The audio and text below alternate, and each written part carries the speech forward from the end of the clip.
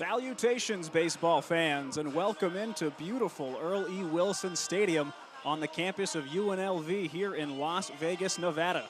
My name's Drew Neverett, and I'll be along for the ride with you today as the University of Northern Colorado travels to Vegas from Greeley to take on your Hustlin' Rebels. Tonight's game is game one of two in a two-game back-to-back quick interconference midweek series. Cap things off tomorrow, a noon first pitch on a Wednesday after tonight's 6:05 scheduled start. Pitching matchup for you tonight's going to be Reese Lewick, the senior for UNLV, and he'll be up against Lucas Stone, the sophomore from Eaton, Colorado, for the Bears of Northern Colorado. Reese Lewick getting some warm-up throws in. He's been spectacular and a model of consistency for this Hustlin' Rebels team in his time in the Scarlet and Gray. Coming into his third appearance of the year, it'll be his third start tonight.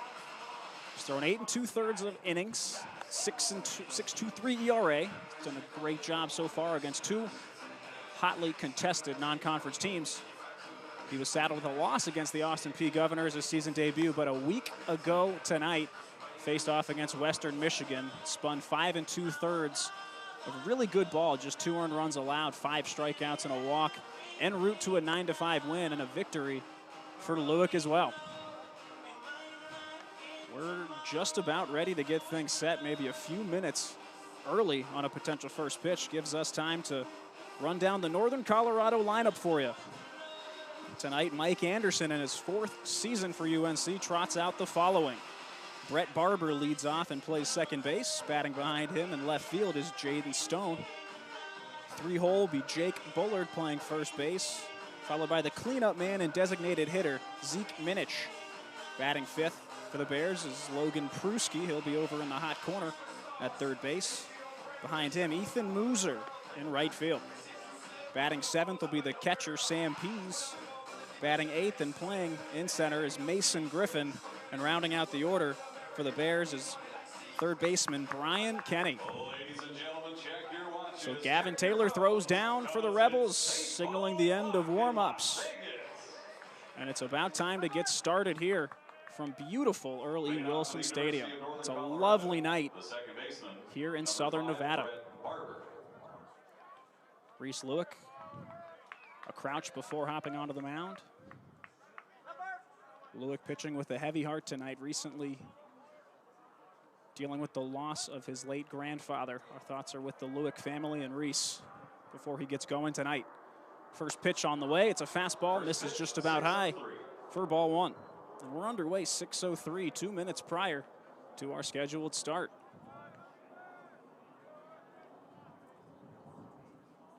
Lewick pitches primarily out of the stretch, and here's the kick on the 1-0. This one driven softly into left field, falls over the leaping Cooper Sheff at shortstop. And 2 pitches in, Brett Barber's got a base hit. Jaden Stone, the left fielder, number 25, Jaden Stone, coming in to that left-hand batter's box. It gives us a chance to align the Hustlin' Rebel defense.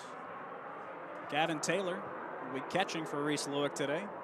Infield from right to left is Drew Berrigan and Cooper Sheff at shortstop. Marcos Rosales plays second with J-Rod, Johnny Rodriguez, over at first. Outfield left to right is Jack Salmon, Gunnar Myro, and Nin Burns the second.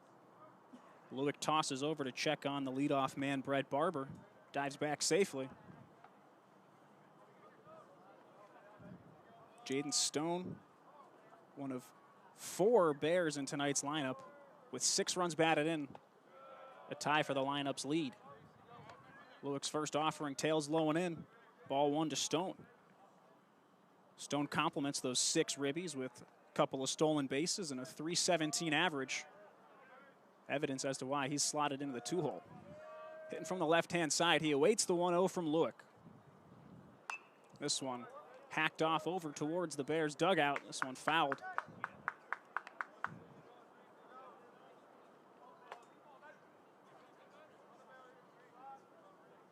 Stone steps back in. Barber, pretty big lead over at first base. Hasn't attempted a stolen base yet this year. See if he does his first one. A big pump fake run, heads back as this one's fouled off. And the count goes 1-2 to Reese Lewick. Remember, free souvenirs do not come without risk, so keep your eyes on the action at all times. Thank you. Lewick, a guy who primarily throws the fastball, but mixes in a bunch of cut fastballs and changeups, and has a slider that he'll go to when facing righties, especially when he's ahead in the count. Before the 1-2, checks on the runner once more. Barber dives back in safely. Lewick really came into his own last season. His 2025 campaign with the Rebels through 48 innings to a 4.13 ERA was really special in the midweek and on Sundays. This 1-2, foul to the backstop, count remains 1-2. But Lewick is a real rarity in college athletics these days, especially on the baseball side of things. Came to UNLV in 2023 as a true freshman. He's been here since. This is his 5th year as a Hustlin' Rebel, and he has made noticeable strides in each of those seasons. Here's the 1-2. Runner goes, but the hit and run is on as Stone fouls this one into the seats on the third base side. We remain at 1-2 as Jaden Stone continues to battle with Lewick.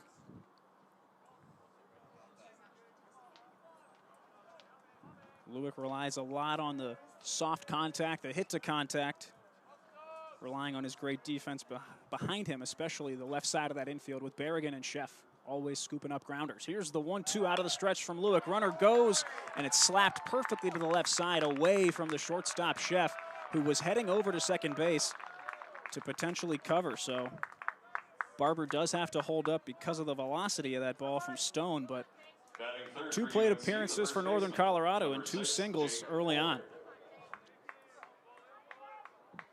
Lewick in a bit of trouble early. Forced plays still set up at third as Jake Bullard, the first baseman, steps in. One of 3 Bears with a home run this year is Bullard. 5 doubles as well, paces the club. Lewick looking for a ground ball. First pitch is popped up, drifting over to the right side of the seats, and it does in fact find the seats, foul ball.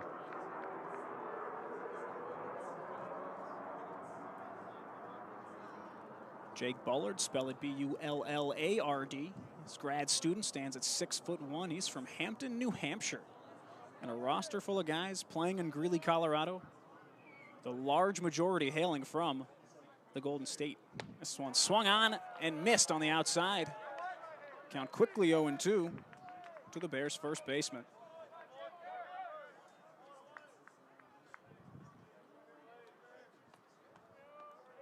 Bullard toes on the inside line of the batter's box, hugging the plate tightly here on the 0-2. Runner takes off from second to third, fouls this one off. So Barber will have to retreat, and for a guy who hasn't attempted a stolen base yet this year, really looking to. Active part of the hit and run before advancing to second, and on an 0-2 thinking, pitcher's not thinking about me. He took off with an excellent secondary, an excellent jump towards third. Lewick set and ready for the 0-2. Picks off back over to second base. Rosales covering, but Barber in safely. But clearly on the front of the mind of the Rebels right-hander. 0-2. Lewick has induced a swing and a miss with that slider. See what he goes back to Jake Bullard. Swung on and missed. Looks to be that slider, and it's beautifully executed by Reese Lewick for out number 1, and a big strikeout number 1. For your first Rebel K of the day, that's brought to you by Belfour Property Restoration. So very well executed strikeout, beautiful strikeout pitch from Lewick. Now a double play gets you out of the inning. He'll face Zeke Minnick, the designated hitter. Lewick, long pause before delivering the first pitch. Instead, turns around 180 and fires back to Rosales, checking on Barber over at second base once again. Zeke Minnick coming into this one, hitting .375, leads all Northern Colorado qualified bats in the average department. First pitch from Lewick, swung on, and that's driven foul out to the right field side. Escapes the building, and it's 0-1.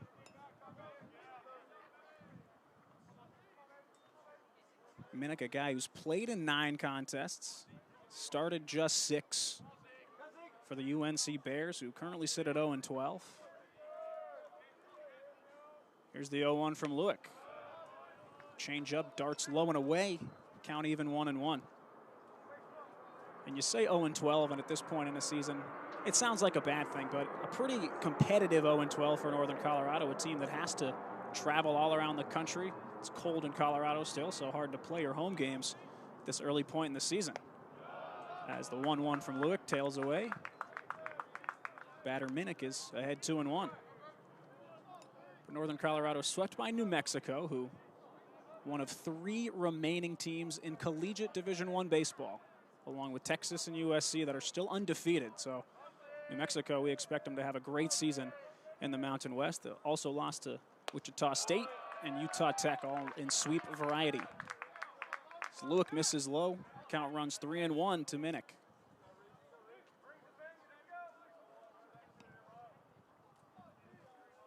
The big righty kicks the bat. Gives it a couple of swings and awaits the 3-1 from Reese Lewick. Big hack and a miss. Changes up on him on the inside part of the plate. And now it's 3-2.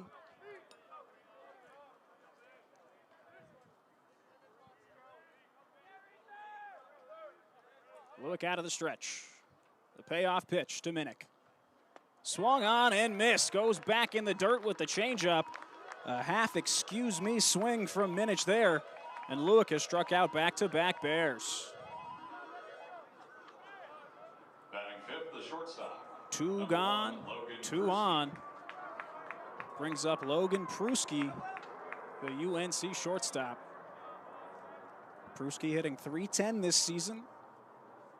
One of those 4 Bears with 6 runs batted in, leading the club.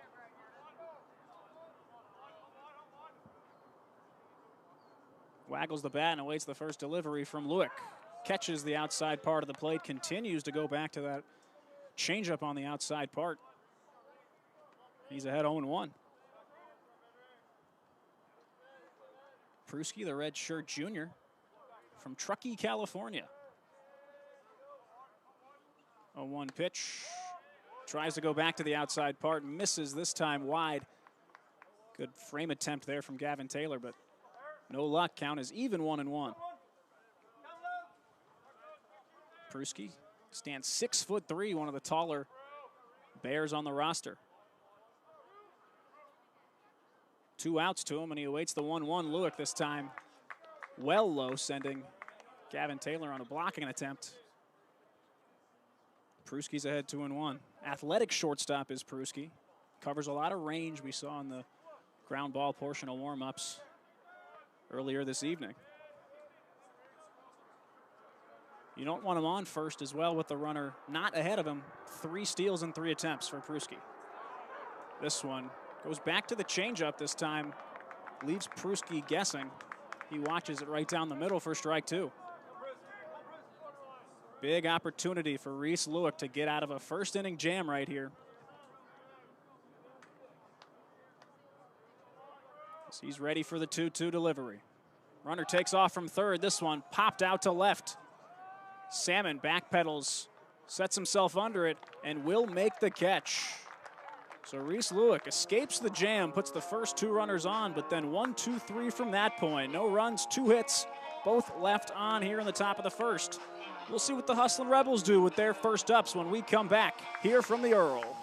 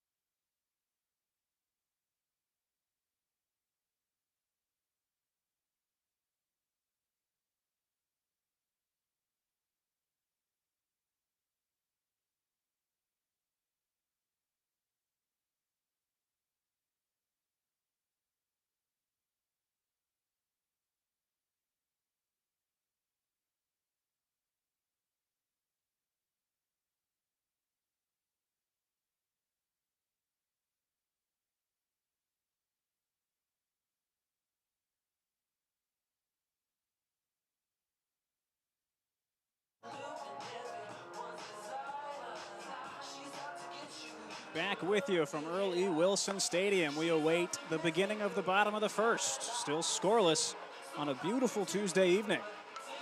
Hustlin' Rebels will get their first hacks at the plate against sophomore lefty starting pitcher Lucas Stone for the Bears. Lucas Stone, standing 6'1", 175 out of Eaton, Colorado. In his sophomore season with the Bears. So far this year, 3 2/3 innings pitched in 4 appearances to a 12.27 ERA, 2 walks, 2 Ks. Nothing really at this point to stand out amongst the crowd. He's ready for the right-handed Jaden Hurdle, DHing tonight and leading off for the Rebels. First pitch is a ball. Lining up the rest of the Hustlin' Rebels lineup for you.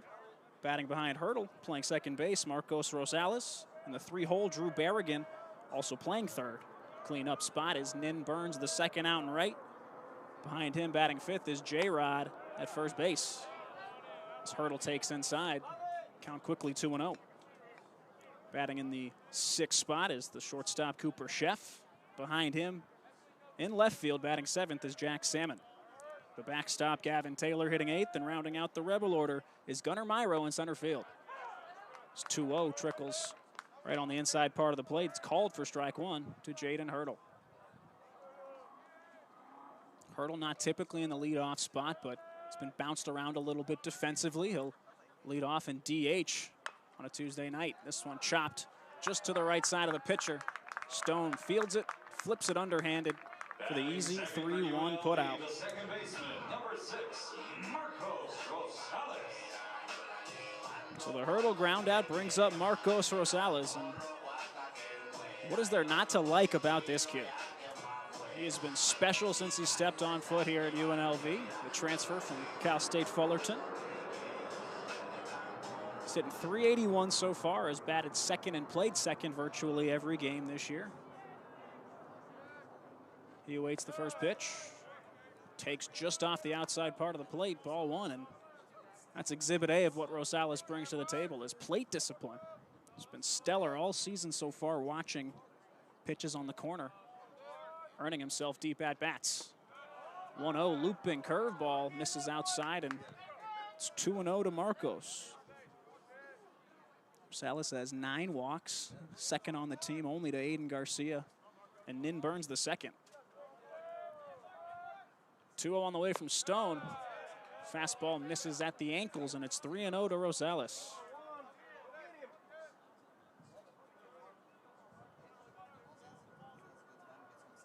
Stone last season threw 16 2/3 for the Bears to a 10.26 ERA exclusively out of the pen.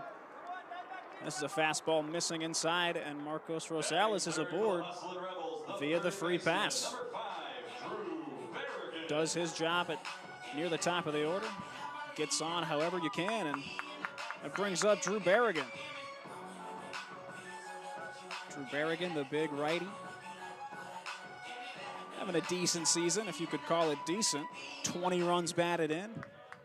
The Rebels are 9-3, remind you, so it's close to 2 ribbies a game for Berrigan. Not too shabby.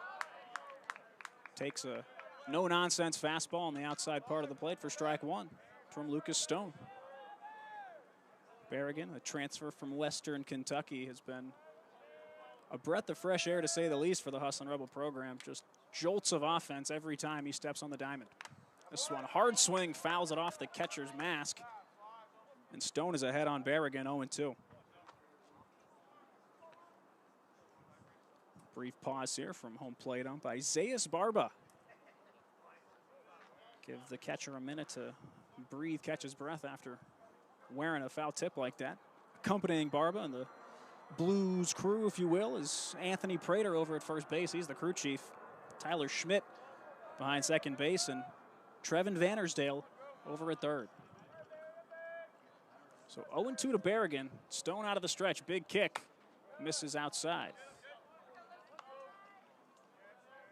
Rosales, been one of the better runners in terms of swiping bags for the Hustlin' Rebels.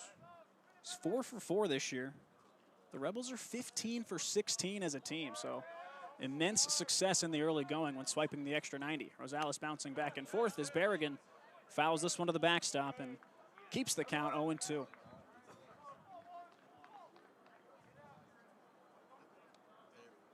Talked a bit about Lucas Stone's 2025 campaign. Had a 1-2 record. He was used exclusively out of the pen, but this season he started his season debut against Wichita State and has had 3 other appearances for 1 inning or less of work in each.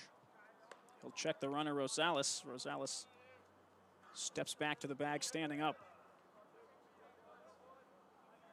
Seen a fastball and a big looping curve from Stone so far. He's ahead 1-2 to Berrigan. Long pause, big kick, throws over to first. Rosales is gunned. Score that 1-3-4 on the pickoff. So difficult to try to swipe the bag, get the extra jump off that left-hander. Stone very, very aware of the threat that Rosales possesses to steal, and pretty textbook pickoff from the sophomore lefty.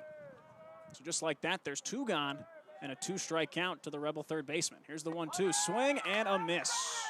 That one in the dirt. Berrigan gives chase on the inside part, and the side is retired much quicker than most anticipated. No runs, no hits, no errors, nobody left through a frame full here at the Earl. We remain tied. We'll be back with the second inning.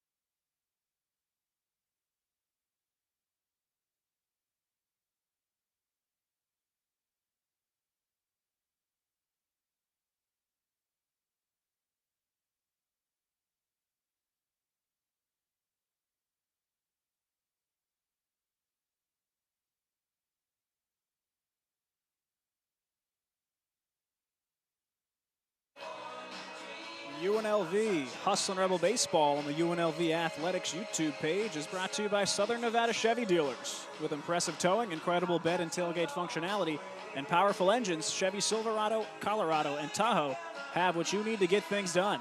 When you want it all, Chevy's got you. See your Southern Nevada Chevy dealer. And also by Pueblo Medical Imaging. The friendly staff at Pueblo Medical Imaging is eager to take care of all your radiology needs and offer same-day, next-day availability. With top-of-the-line, state-of-the-art equipment, they're open 7 days a week with early morning and evening appointments to accommodate all patient schedules. We're back with you for the top of the second. Still scoreless here in Las Vegas as the 6, 7, and 8 men for Northern Colorado are due up. Ethan Mooser, the right fielder, starts things off against Reese Lewick in his second frame tonight. Lewick kicks the first pitch, soft liner into right field, and the exact same hit both Barber and Stone had in the first, just to the right side from the left-handed batting Mooser. Falls for a single. 1 pitch, 1 hit for the Bears. Batting 7th, the catcher, third base hit of the day Sam Pease. for Northern Colorado. That brings up the catcher, Sam Pease. Pease, spell it P-E-A-S-E, the junior from Fort Collins. He awaits the first pitch from Lewick. Inside part of the plate, but that's that slider. Hard cut back on the inside. Gets the call for strike 1. Northern Colorado, not a team with ample stolen base ability. Not very few logged this season so far. Mooser hasn't attempted one yet. This one taps just foul. It stays actually in front of the plate. Taylor comes up, sets, and decides to eat it. Might be wiser than a hard, wild throw, as an infield single is recorded by Sam Pease. Not exactly how you draw it up, but the 90 feet is 90 feet. And in the same exact fashion the Bears started the first inning, they'll start the second with 2 extremely quick singles. See if Reese Lewick can get himself out of another jam. Mason Griffin, the center fielder, steps in from the left-hand batter's box. Squares around to bunt, pulls it back, but that pitch finds the zone on the outside half, called strike 1. Mason Griffith, true freshman from Severance, Colorado, one of 25 Colorado natives on this UNC squad. 0-1 pitch this time, bunted foul. Quickly 0-2, exactly what you want to do if you're Lewick facing a potential sack bunt.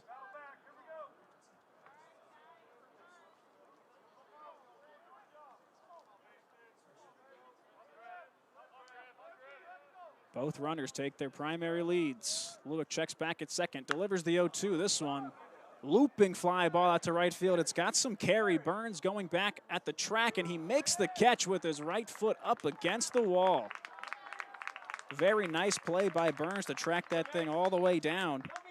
Ethan Mooser will advance from second to third. But a big first out nonetheless for Lewick and the Rebels. Batting ninth, the third baseman. It's going to bring up Brian Kenny, playing third base for the Bears tonight. Just 4 at-bats this year. He started 1 game. He's made appearances in 4, but 4 strikeouts and a walk to his ledger on the young 2025 season for Kenny. First delivery from Lewick, right down Main Street, called strike 1.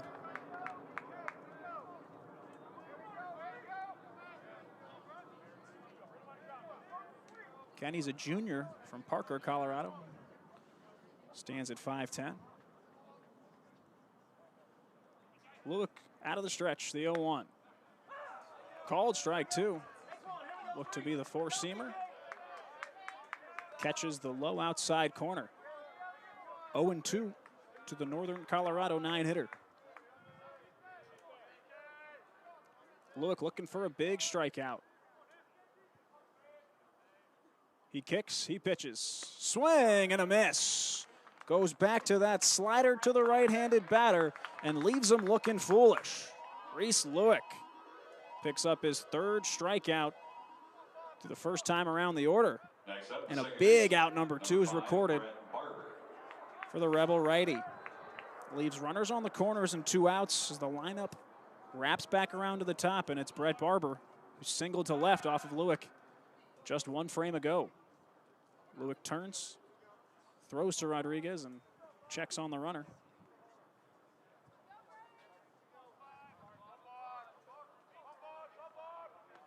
Brett Barber, a clutch hitter. 6 runs batted in on the year.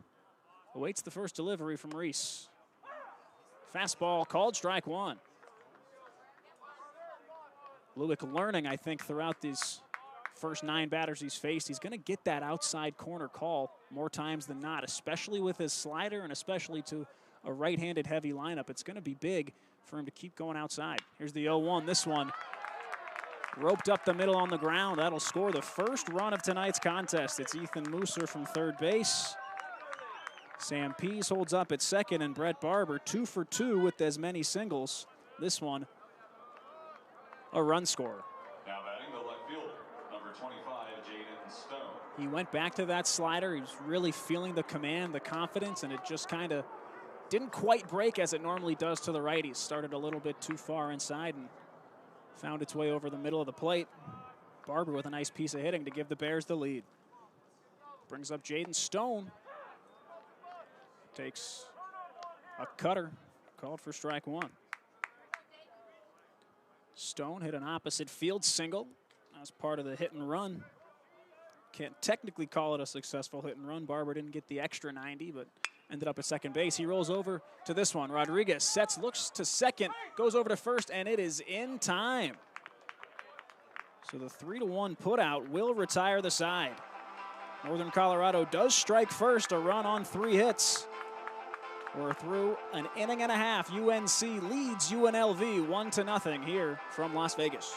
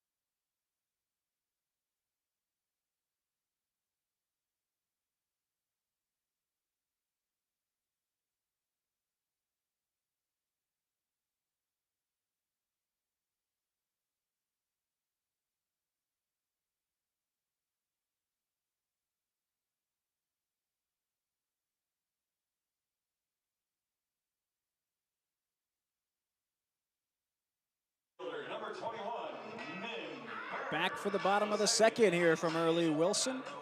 I'm Drew Neverett. Thanks for tuning in. I know you could spend your Tuesday night watching an abundance of things, and we appreciate you spending your time with us. It's 1-0 Northern Colorado.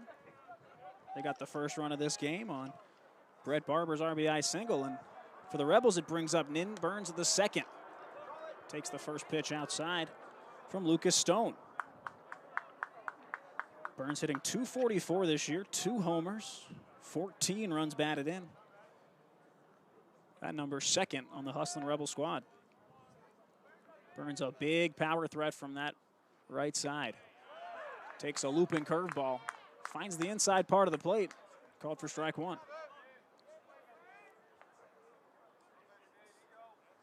Burns this weekend looking to get off the schneid a bit.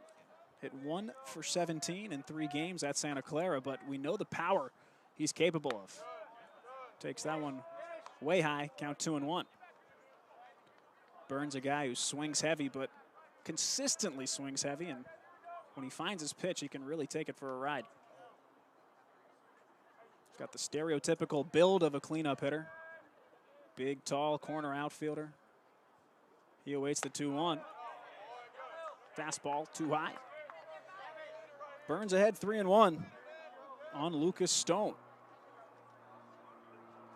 Stone, a wonderful pickoff move to limit his only base runner. Walked Rosales in the first, but picked him off. 3-1. That one's outside to Burns. He tosses the bat and will trot over to first. A lead-off walk for the Rebels. Brings up J-Rod, Johnny Rodriguez, the big first baseman. Rodriguez, the junior from Fullerton, California. Came to UNLV from the JUCO level, Golden West College, where he was a star over there, big power hitter. All sorts of extra base hits. He bats from the left side and awaits the first pitch. Strike on the outside corner. It's the fastball from Stone. 0-1 to Rodriguez. Rodriguez had an RBI double this weekend, his only real hit of note in the Rebels' series victory over Santa Clara. Pickoff move from Stone over to first. Burns is back standing up. Rebels took 2 out of 3 this past weekend. They did lose on Sunday, snapping a 7-game win streak they had accrued against Bradley Western Michigan and Santa Clara. This curveball blocked in the dirt. And it's a ball to Rodriguez. Sam Pease, the catcher, gets some work back there. He'll get the shin pads and the pants dirty, blocking that big looping curveball. Clocked at 73. Stone will use that a lot tonight. This one inside on the hand, swung on and missed. Rodriguez gets buckled there, and he's behind 1-2. Burns over at first. One attempted steal. It was successful earlier this season. Stone checks the runner. Looks at the plate, delivers the 1-2, and a big swing and a miss from Johnny Rodriguez. Extended for that one, and there was that big curveball from Lucas Stone. That one almost in the dirt, but induces the swinging strikeout of the Rebel first baseman. One gone, runner at first, and that brings up the shortstop, Cooper Sheff.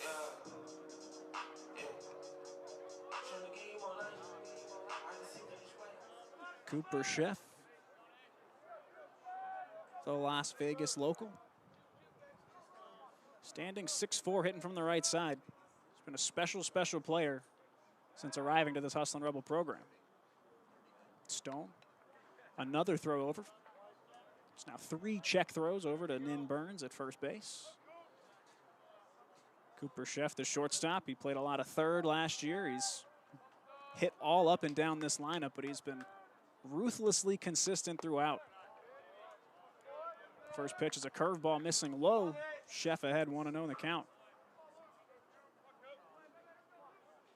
Sheff was at Oregon, sat out his entire freshman year before transferring to Las Vegas.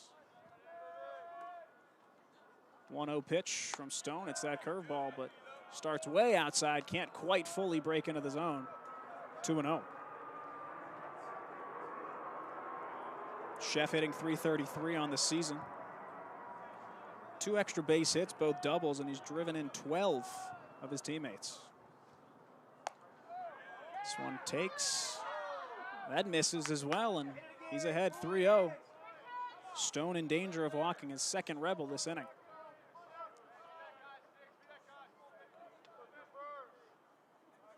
Would assume Sheff not looking to swing here. Ahead 3-0. Stone, fastball finds the outside part of the plate. That catches the zone, it's 3-1.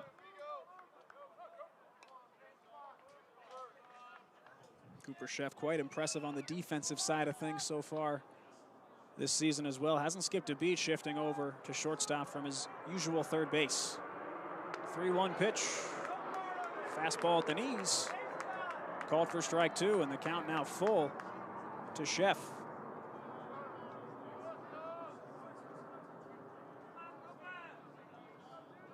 Sheff covers so much ground out there in short. It's the perfect position for him in terms of how much range he presents. Before a 3-2 offering, Stone checks over on Burns once again. Burns has yet to slide back into first for one of these pickoff attempts, so more of a rhythmic pickoff from Stone rather than one where he's looking for execution of the pickoff.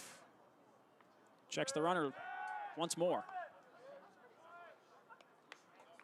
Full count, 1 out. It's a perfect hit and run type of scenario, or at least get the runner at first, a head start. It's clearly what Lucas Stone thinking on the mound.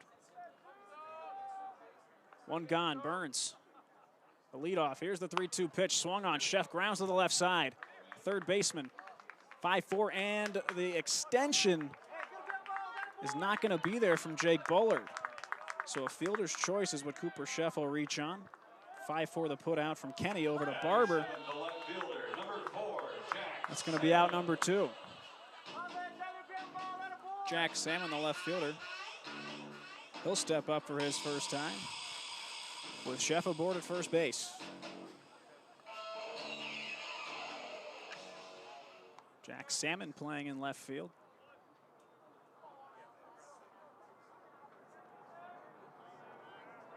Hitless this weekend. 0 for 7 with a walk. First pitch he sees, soft floater out to shallow center. It gets away from Pruski, such a tough play. It falls into that very shallow left center part, and it's a base hit for Jack Salmon. He's rewarded for his aggressive swing.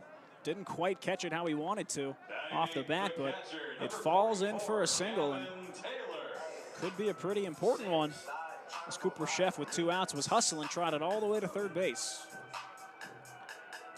Runners on the corners now for Gavin Taylor. Gavin Taylor hitting 8th tonight. Part of the catching rotation for Stan Stulte. Seen a lot of Connor Tallickson behind the dish in the early goings. Aiden Garcia, also an extremely capable catcher, but he's played a lot of his season at DH thus far. Taylor awaits the first pitch from Stone, and a big swing and a miss. Fastball that he just missed. Taylor back in the lineup. Appeared in all 3 games against Santa Clara, went 1 for 8 with a homer. 0-1 in his low squatting stance. Delivery from Stone misses well outside, count even 1-1. Gavin Taylor coming into this one hitting .158. Again, in limited appearances, we've seen a lot of rotation at the catcher position. This is Taylor's 20th at-bat of the year. This one in the dirt, sets, the runner takes off, and now he turns around and is caught in a pickle. 2-6-3, they decide to rip home, and instead of staying with the runner caught in the rundown, what a heads-up play by Cooper Sheff. Sheff's gonna score, and Jack Salmon steals. So Salmon did what you're taught to do when you're dead to rights and a runner's on third, right? In any situation, you want to buy enough time for that runner to get home and score before your out is recorded. Salmon knew he was dead to rights at second base, threw the brakes on, turned around, thought he was going to get put out, and instead the first baseman, Bullard, decided to rifle home. But the head first slide from Cooper Sheff beats the throw. So we're all tied up. Gavin Taylor takes that one outside. And now he's ahead 3-1. Jack Salmon on second base with a successful stolen base. So not exactly how you draw up tying this thing. But some heads-up base running from the Hustlin' Rebels has equalized. 3-1 on the way from Stone. Fastball missing a bit high, and Gavin Taylor finds himself aboard. Batting ninth, the center fielder, number 23, Gunnar Myro. It's a third walk from Lucas Stone. That was his 30th pitch as well. Laboring a little bit here in the bottom of the second. As runners on first and second, it brings up Gunnar Myro.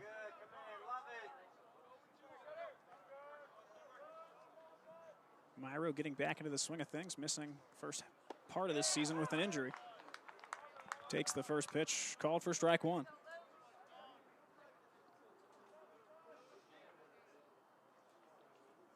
Gunnar, 3 for 10 this year, 2 runs scored.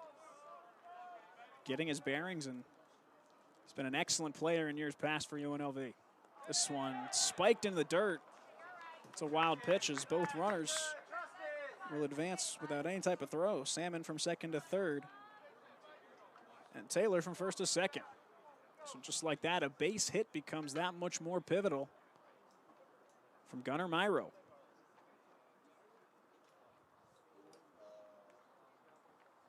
Got a quick equipment malfunction here, it seems like. That's Sam Pease, the catcher, bringing out the spare equipment bag. Credit to Northern Colorado and the staff being ready to adjust, ready to adapt, and it's like the backup catcher who was strapped up, potentially awaiting some sort of defensive replacement at some point in this ball game, said, "Here, I got a fresh one for you." So the exchanging of the shin guards take place. Pease has already been playing in the dirt a lot, blocking a lot of these low curveballs from Lucas Stone. So we resume play in a 1-1 count to Gunnar Myro. Runners on second and third, missing way high and away. Count 2-1 to Gunnar.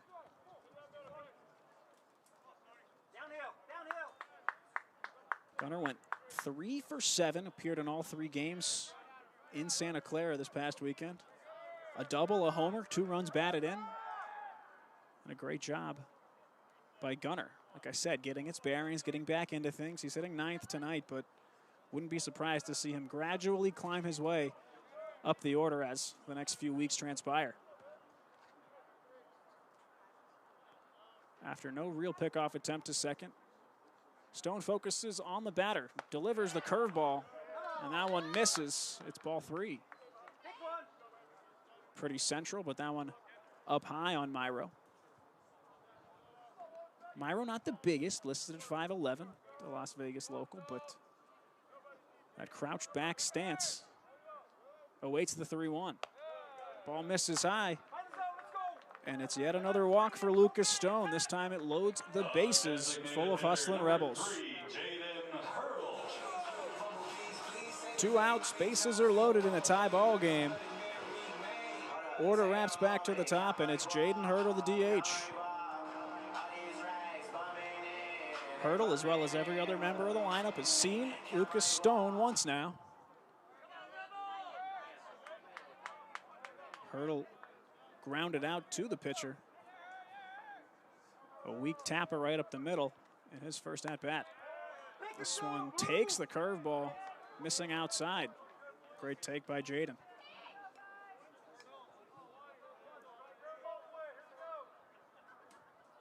Big opportunity for Jaden Hurdle, a sophomore from Fresno.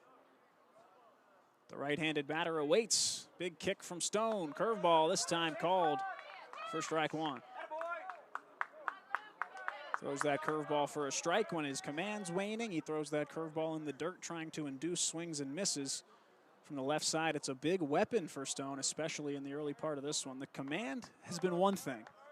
4 walks for him through 9 batters, but he delivers the 1-1. Fastball. Hurdle ducks out of the way, misses for ball 2.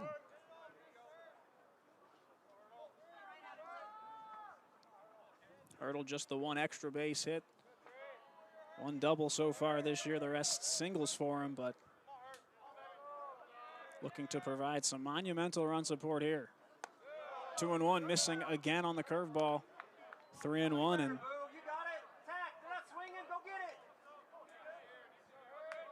Stone in danger of walking his 5th Rebel. Hurdle's got to see something he likes here on 3-1. Would presume he's sitting fastball and waiting on that low 70s curve. Here's the 3-1. Fastball misses high, ball 4. And it's an RBI base on balls for Jaden Hurdle. However you can get it done, you get it done at the plate. The second baseman, number 6, Marcos Rosales. Prompts a mound visit. Rebels lead it 2-1 now. Jaden Hurdle did a great job drawing the base on balls there, as did Gunnar Myro before him and Gavin Taylor before him. 3 straight base on balls, and this is always a difference in coaching philosophy, what kind of mound visit you have in certain instances, and this one for Northern Colorado is pretty cut and dry. This is take a breather, man. Take a minute. A couple deep breaths for you. Command's not there. The fastball seems to be missing well outside to those righties. It's, hey, let it spin. We know what you can do, and we know that you can find the zone. So with 2 outs, Marcos Rosales steps up with the bases loaded. Rosales, 1 of the 5 walks from Stone thus far. He would get picked off and caught stealing. First pitch off the catcher's glove on the outside corner, but that's a pass ball. And another base running run scored for UNLV. Gavin Taylor gets himself all the way home. Maybe a signal crossing there is Sam Pease, who's been active all over the place in the early parts of this one. Didn't receive that very cleanly at all. So Taylor scores from third, Myro from second to third, Hurdle from first to second on the pass ball. And it's 3-1 Rebels. 1-0 pitch to Rosales. It's that curveball, but it misses outside. So Rosales ahead 2-0, and Lucas Stone really laboring out there. Hard to find a strike and catch a break.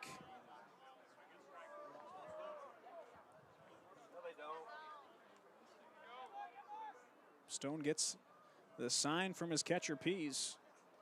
Kicks and delivers, missing well wide on the fastball once again. And it's 3-0 to Marcos Rosales. 3-1 there. No swing, go get him. Deep breath, you're good. Rosales waggles the bat, he's ahead 3-0. With first base open, no real need to think to swing, and also for UNC, no real need to throw him a strike. It'll be that same fastball missing. It's 4 consecutive walks, 6 walks for Lucas Stone. Reloads the bases, and it's Mike Anderson, the head coach, coming out to have a chat, and that should be it. And it is. Makes the motion. Lucas Stone's day is done. Leaves the bases loaded with 2 outs. Still in the bottom of the second. We'll be back with the pitching change and the specifics for you. It's 3-1 UNLV over Northern Colorado.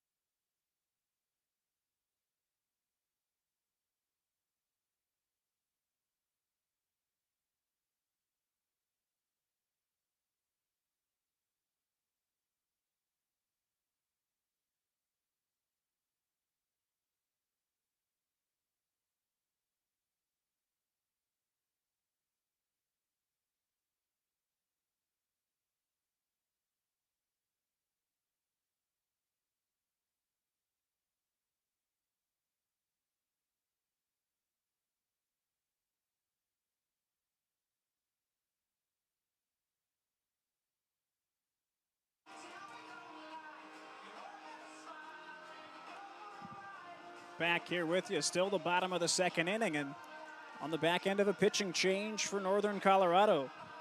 Lucas Stone was yanked after loading the bases. He walked 4 consecutive Hustlin' Rebels. He's been lifted for Tate Smith, the red shirt sophomore out of Eaton, Colorado, same hometown as Lucas Stone, the starter.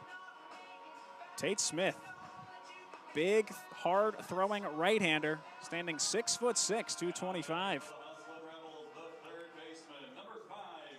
Smith has thrown twice this year for an inning and a third combined. He's given up 1 hit.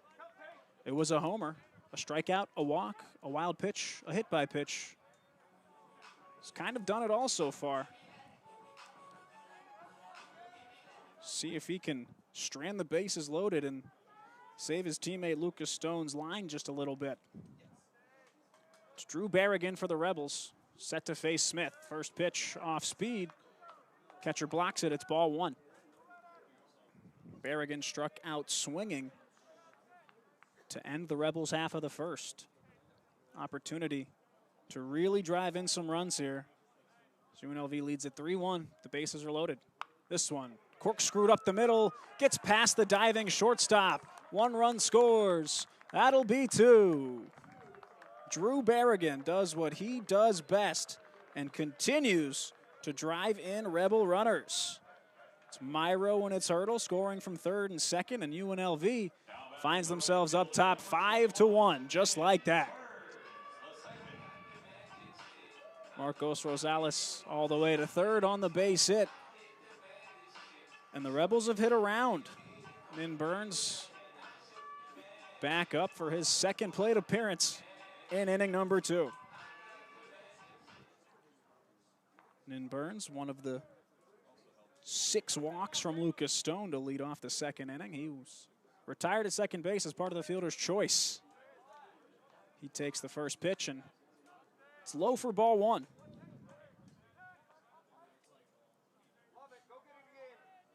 So 5 runs for the Hustlin' Rebels on just 2 hits.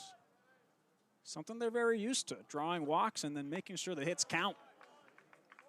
1-0, big swing and a miss on 85 from Tate Smith. Tate Smith, a transfer from Sam Houston State. The Bearcats with a K. Big kick from Smith. Fastball misses high, and it's ball 2 to Burns.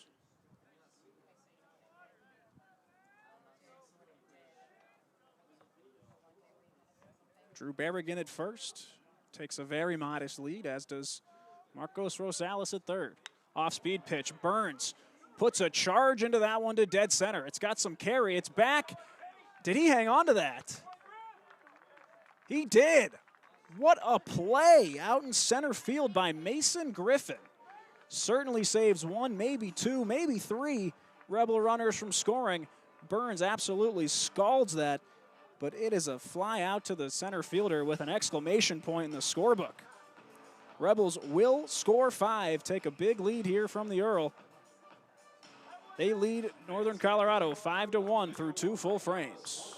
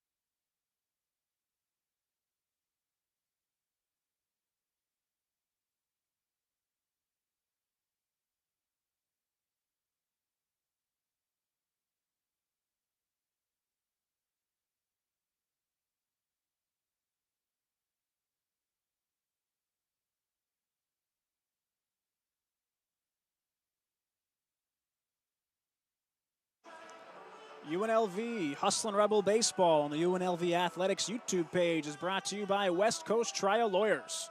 They're the #1 rated personal injury firm and are proud supporters of UNLV athletics. Get the most with West Coast.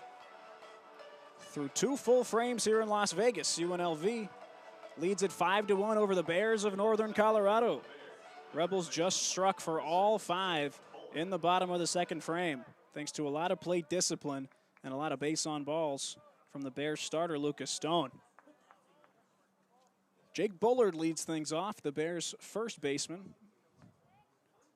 See, awaits the first pitch from Reese Lewick. Beautiful slider going from left to right on the right-handed batter. Finds the zone, called for strike 1. Stone's line was closed after Tate Smith gets out of the inning. 1 2/3 for Stone. His pitch misses low. 1 2/3 innings pitched for Lucas Stone. Gave up just 1 hit, 5 runs, 4 of those earned. 6 walks and 2 strikeouts, 48 pitches, just 17 for strikes. 1-1 pitch from Lewick. Right down the middle, called for strike 2. Jake Bullard is 0 for 1. Struck out swinging for the first out that Lewick recorded today. This 1-2 pitch is a slider in the dirt. Evens the count at 2-2.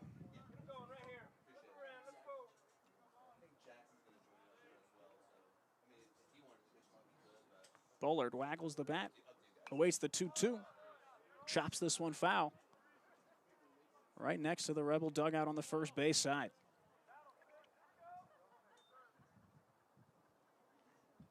Bullard came into this one and still sits as the Bears' leader in total bases. 22 total bases for Bullard. Guy that they can consistently rely on. That's why he's their 3-hitter. This one fouled off almost twice, it looked like, as might have bounced up off the dirt and hit the bat again, but this counts for 1. Remains a 2-2 count. Lewick's been great, picking up where he left off a week ago.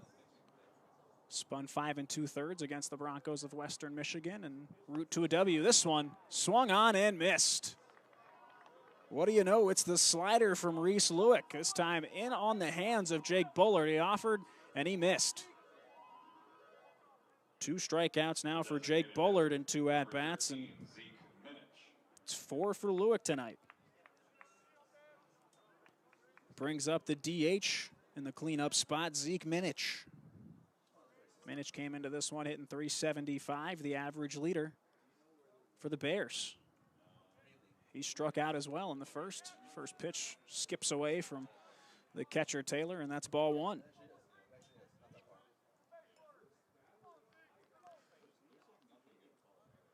Northern Colorado going to try to chip away at this 4-run deficit now they find themselves in early. 1-0, hacked and missed. That's the changeup from Lewick, and Minich swings right under it.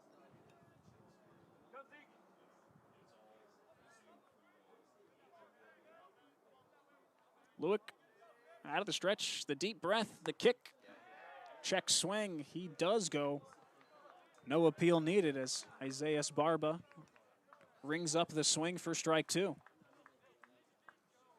Reese has his choice of options now. The changeup's been great to righties, but the slider's been better. Here's the 1-2. Goes to that slider. And he misses in the dirt. To me, the biggest improvement of Lewick's game from year to year, especially last season to this season now, has been the command, has been putting the pitches where he wants to. This one seemed to be where he wanted it again. A slider inside on the hands to the righty. Fouled it off down the third base side. So Bears bullpen arm pops out and retrieves the baseball. Lewick delivers the 2-2. Swing and a miss. Minich goes down swinging. Back-to-back Ks for Reese Lewick. Another beautiful off-speed pitch, this time low and in to Minich, and in a 2-2 count, he decided to offer, but nowhere near keeping that ball in play. 2 excellent strikeouts for Lewick brings up Logan Pruski, the shortstop.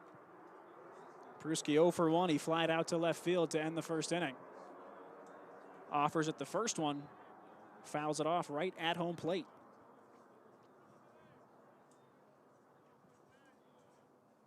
Lewick's been mighty efficient. His next pitch coming up will be number 50 for him.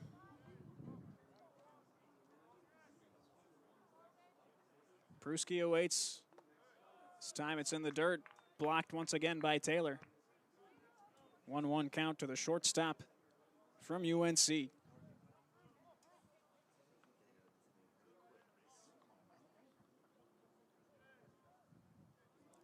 One from Lewick, the kick. This one, hacked foul. Got some serious distance, but that leaves the stadium 1-2.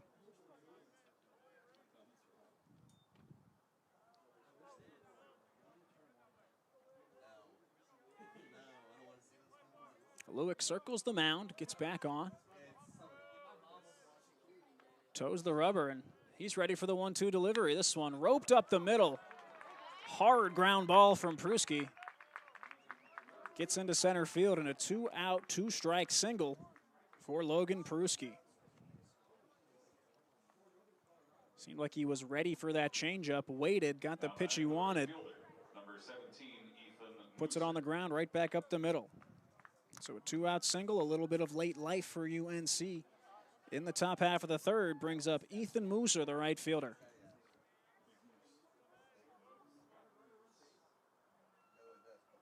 Mooser, the lefty, sets the bat on the shoulder, takes the first pitch at the ankles. That's ball one. Mooser scored the lone UNC run tonight.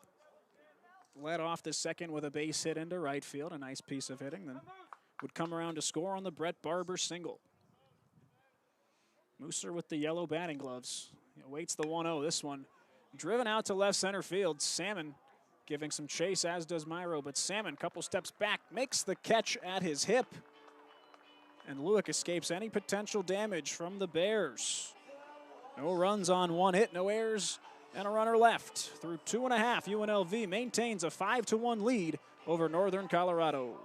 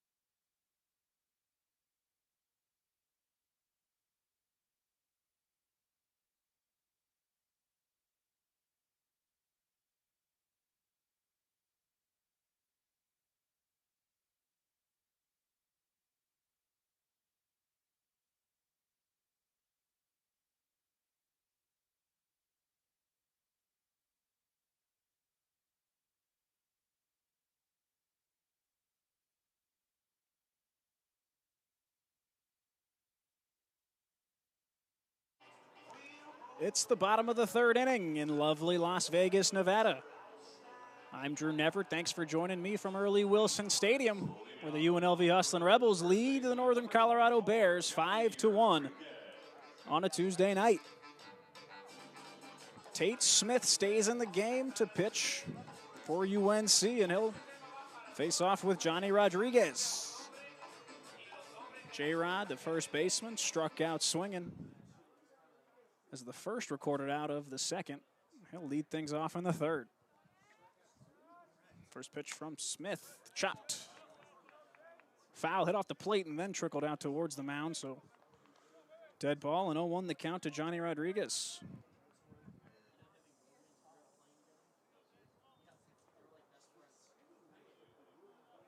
Rodriguez, big power threat, also sneaky speed, a guy, some seriously long strides, but the extra base is always an option for Rodriguez. This 0-1 cut on and missed, and he's behind 0-2.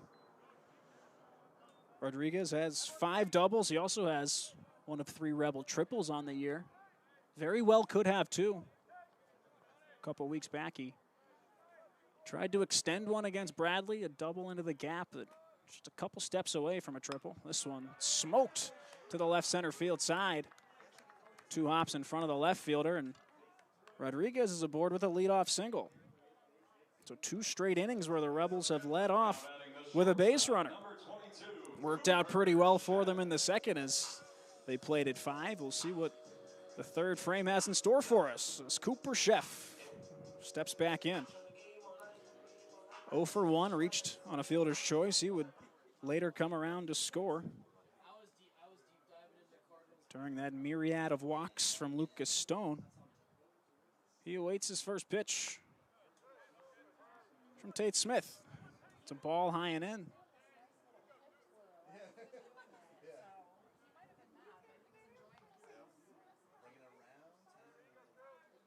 Sheff waves the bat high, very vertical batting stance from him. 0-1, pitch finds the inside part of the plate. Cooper can't believe it.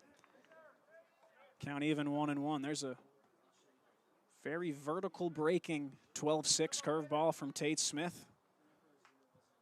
Standing 6'6", the tallest guy on this Bears roster. Pumps a fastball, misses way outside.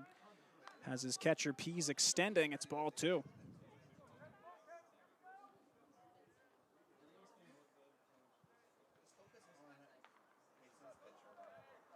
Tate checks the runner, looks back at Sheff.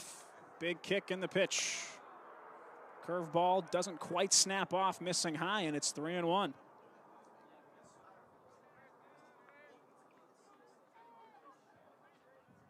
Rodriguez, 1 stolen base attempt, but 3-1's probably not the count to try your second. He awaits the 3-1, it's outside. And Sheff is aboard with a walk. Moves Johnny Rodriguez over to second base, and still nobody out. Brings up Jack Salmon, the left fielder, who singled and scored in the second. Had a nice treat tonight here at the Earl. Ceremonial first pitch was thrown out by Scott Fetty, if that last name sounds familiar.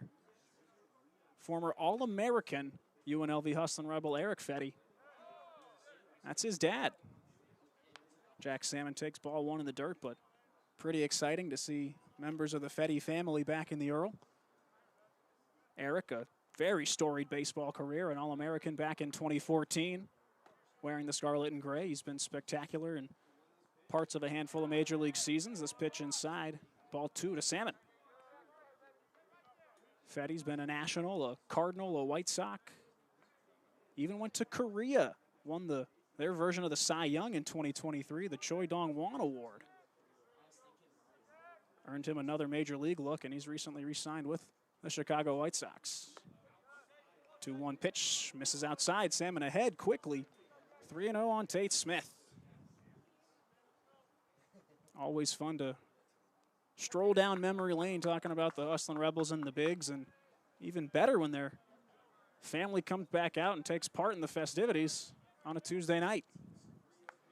3-0 on the way. Salmon takes ball 4.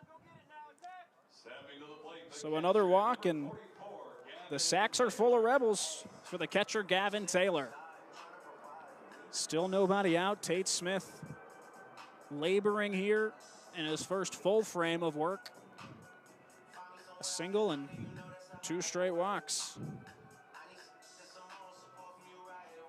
UNLV looking to extend this 4-run lead into something a little bit less manageable for the Bears to mount any type of comeback. And Taylor gets fully set, and he'll step out now as we await the mound visit. Manager Mike Anderson, the former player for the Northern Colorado Bears. 1983, graduated in 1986, but Mike Anderson's a baseball lifer. He's been around some incredible staffs, some incredible baseball minds and players. He was on Oklahoma's staff before coming to Northern Colorado. At Oklahoma for 5 years, but the real kicker, he was the manager of Nebraska. 10 seasons, 2003 to 2012. Two-time Big 12 Coach of the Year, led the Huskers to the 2005 College World Series title. Spectacular team in 05, and he had the privilege of coaching the National Player of the Year, Alex Gordon, longtime Kansas City Royal World Series champion. So Mike Anderson knows a thing or two about winning, and winning in baseball. We'll have a mound visit as Tate Smith loads up the bases. Nobody out, he's yanked.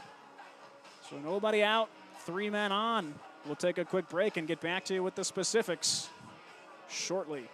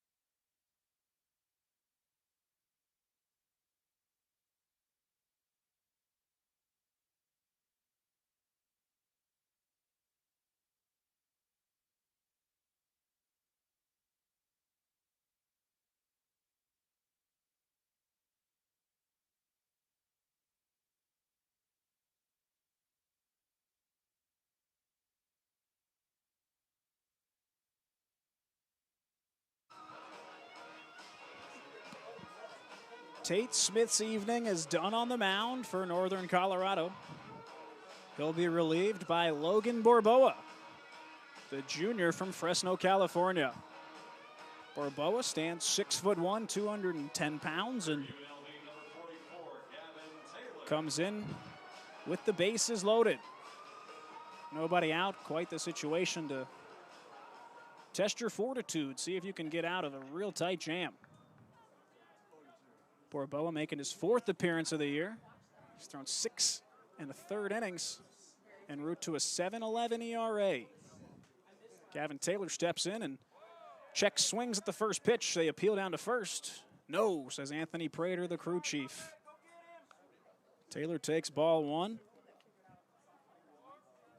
The Hustlin' Rebels have been able to get on base via the walk so often tonight. Hard to swing at anything you don't really love right down the middle. 1-0 from Borboa misses. 2-0 to Gavin Taylor. Borboa previously pitched at Cal State Bakersfield before the transfer to Northern Colorado. The big righty. Big backwards kick. Dials up a fastball.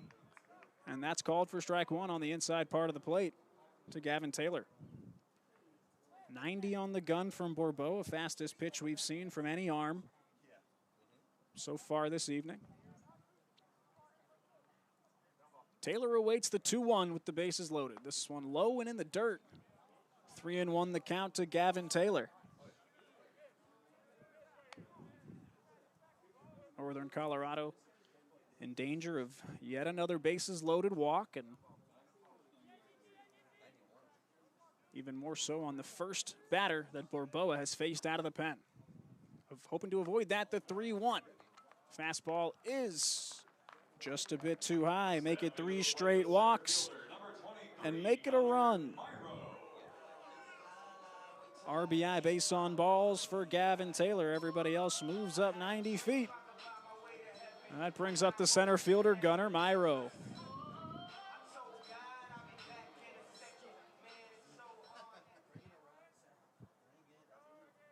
Six to 1 Hustlin' Rebels here in the bottom of the 3rd.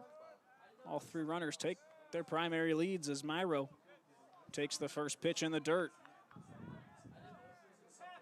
Pitchers have changed a few times, but Sam Pease sliding to his right to block those tough off-speed pitches has been a constant. Borboa waits, kicks, throws an off-speed pitch, but catches the inside corner for strike one. Gunnar reached on a walk in the second. Ended up coming around to score the 4th out of 5 Rebel runs in the bottom of the second. As Logan Borboa steps off the mound. Takes a deep breath, leans in for the signs from his catcher. Kicks, delivers the 1-1. Swung on, soft chopper up the middle. Shortstop tags the bag by himself, throws it. It is a 6-3 double play. The run scores, no RBI for Gunnar. Chef will advance from third to score, but a big 2 outs for Logan Borboa. And if you're manager Mike Anderson, that's all you can ask for. Your guy coming out of the pen, you want to make sure to limit the damage as much as possible with no outs. So that's a big-time double play induced. So again, no RBI for Gunnar Myro on the double play. The run will plate, and it's 7-1. Hustlin' Rebels as Jaden Hurdle steps back in for the 3rd time. Takes strike one on the outside half. Jaden's 0 for 1. Drove in a run with his walk in the second. Swings and misses at the off speed. Quickly 0-2. It's Jack Salmon over on third base. Gavin Taylor was retired on the double play ball. Hurdle awaits the 0-2. Got him looking. Beautiful pitch sequencing from Logan Borboa, and does really all you can ask as a manager. Inherits the bases loaded with nobody out, only allows the 1 run. 2 runs scored in total on just a hit. 1 runner left. We're through 3 full in Las Vegas, and UNLV stands atop Northern Colorado 7-1.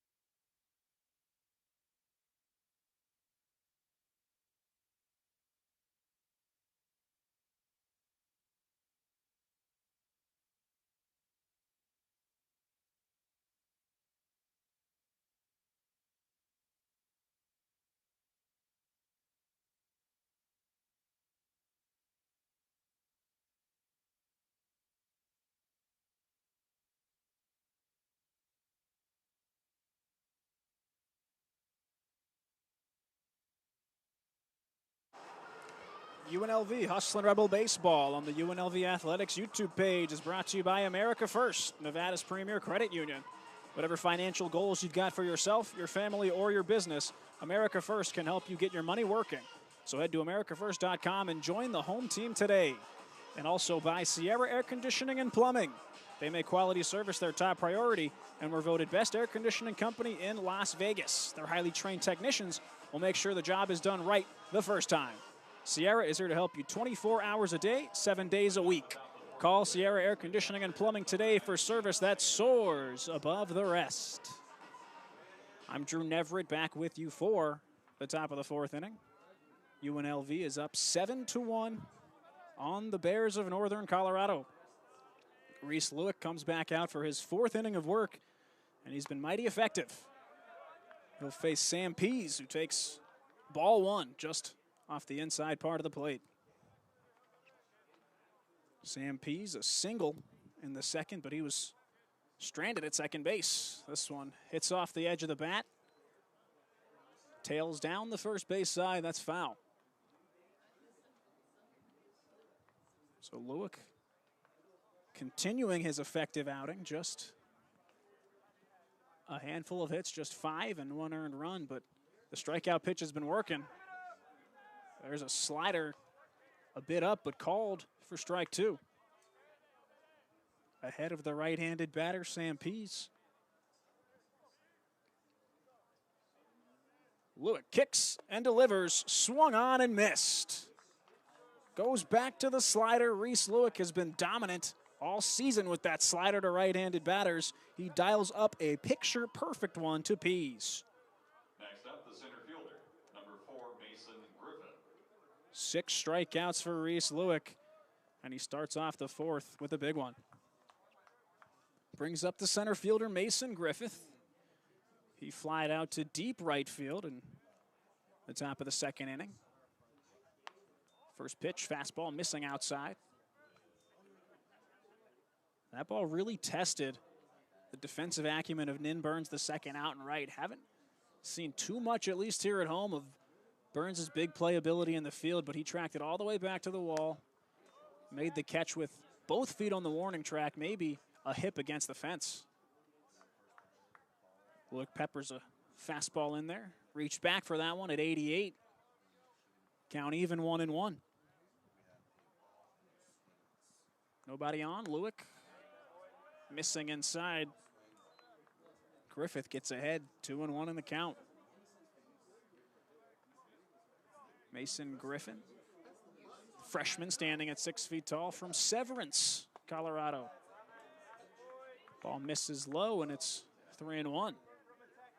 So an interesting roster building from this Northern Colorado team. 25 guys from Colorado. They got 2 each from California and Wyoming. 3-1 pitch, misses just outside, and Griffin draws the walk. First one from Lewick tonight. But they also have 1 player each on their roster from Arizona, South Dakota, Oklahoma, New Hampshire, South Carolina, Texas, and 1 from Ontario, Canada. So they really spread it out geographically across the country and across North America with the roster construction. 1 out walk brings up Brian Kenny, the third baseman. Kenny thinks about offering, and it was just a foul tip. Wow, barely clipped the bat. Kenny thought about going through, and it brought the hands through the zone just enough to where that inside pitch from Lewick tipped off the mid part of the bat, so he's ahead 0-1. Sky high pop fly from Brian Kenny. Very shallow center field. In his Myro, he makes the grab for out number 2. Kenny gets underneath that one, and Lewick hoping to limit his walk to stay at first base. With 2 gone, it brings up Brett Barber for the 3rd time. 2 singles for Barber and as many at-bats. Driven in the lone UNC run. First pitch called for a strike. Taylor, the throw is perfect. No one's quite there to field it. Rosales kind of gets in front of the bag to make sure it doesn't quite get into the outfield, but a stolen base for Mason Griffin, his first successful steal of the year. He's now 1 for 2 in the stolen base department in 2026. Could be a big stolen base. Barber has been able to single twice. This one gets away from Gavin Taylor, and it's a wild pitch. So Griffin was at first base with the walk, and 2 pitches later finds himself over a third across the diamond. Successful stolen base and a wild pitch from Lewick. 2 outs now, the runners in scoring position regardless. Lewick will likely turn his focus to the batter. Barber awaits the 1-1. Great pitch. Outside part of the plate called for strike 2. Reese Lewick in a position to drop that off-speed pitch. Loves throwing it to the righties. Has not been able to get Barber out yet. Here's the kick in the 1-2. Goes high with the fastball. That's at the eyes for ball 2.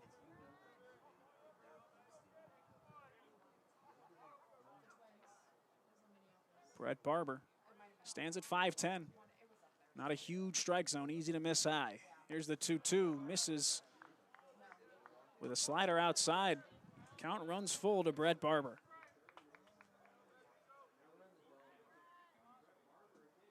Barber possesses 2 of 6 Bears hits so far tonight.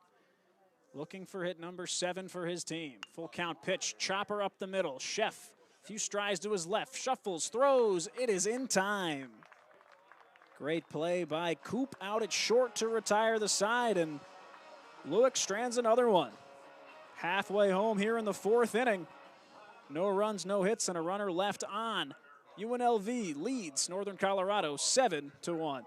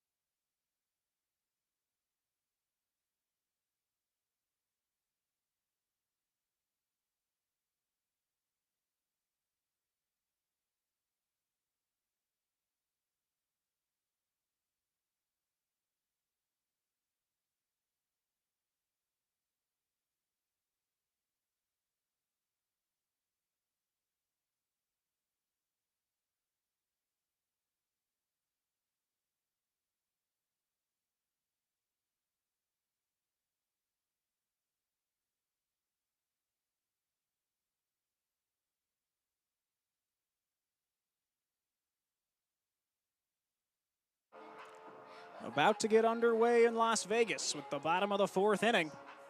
UNLV leads 7-1 over Northern Colorado. A couple of changes to keep you updated on. Pitching change for Northern Colorado. Reese Wagner comes in to relieve Logan Borboa. Borboa threw 11 pitches, got out of the jam, pitched a full inning. Wagner, the junior from Parker, Colorado, will come in to do the pitching. And at first base, it's Easton Bryant. He takes over for Jake Bullard after Bullard has struck out twice, and Bryant is one of their best guys. Leads the team and runs batted in this year. Curious not to see him in the starting lineup, but we get him nonetheless. Marcos Rosales in for the Rebels, takes ball 1 inside. 7-1 the Rebels lead, and they're batting for the 3rd time now through the order here in inning number 4. This one, big cut. That's going to drift foul. Leave the field of play, and it's 1-1 to Marcos Rosales. Still yet to record an at-bat, has Rosales, but 2 plate appearances, 2 walks. Something I may or may not stop talking about all season long is the elite plate discipline of Marcos Rosales. This one, pretty easy take, leaves him spinning away from it. So he's ahead 2-1. Reese Wagner, the transfer from Blinn Junior College. He's thrown 10 innings this year so far as a member of Northern Colorado. His fastball at 92, misses inside again, 3-1.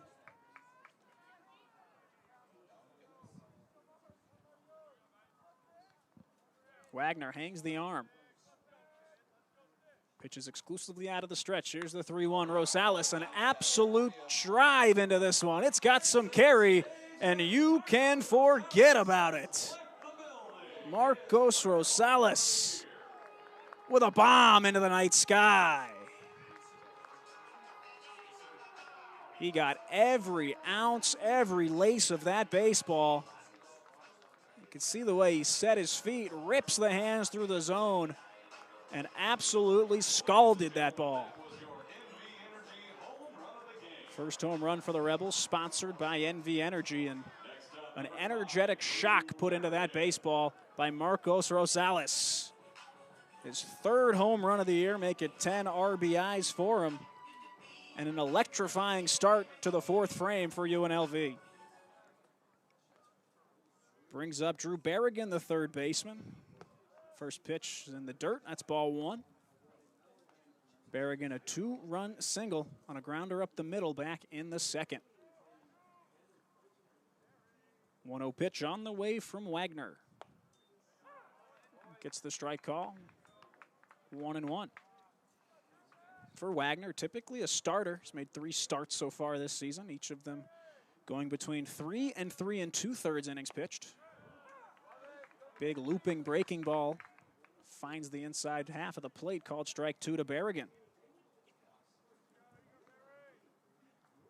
Wagner's thrown 82 pitches, 76 pitches, and 94 pitches in his 3 respective starts this season. Misses for ball 2. Been one of those guys they throw when they need some innings 8. That seems to be now. 2-2 delivery, missing outside, and the count runs full to Drew Berrigan. You sit 8-1 here in the bottom of the fourth. And nobody out. Berrigan, payoff pitch, he takes outside, it's ball 4. And stop me if you've heard me before. Tonight, a UNLV Hustlin' Rebel is walking to first base.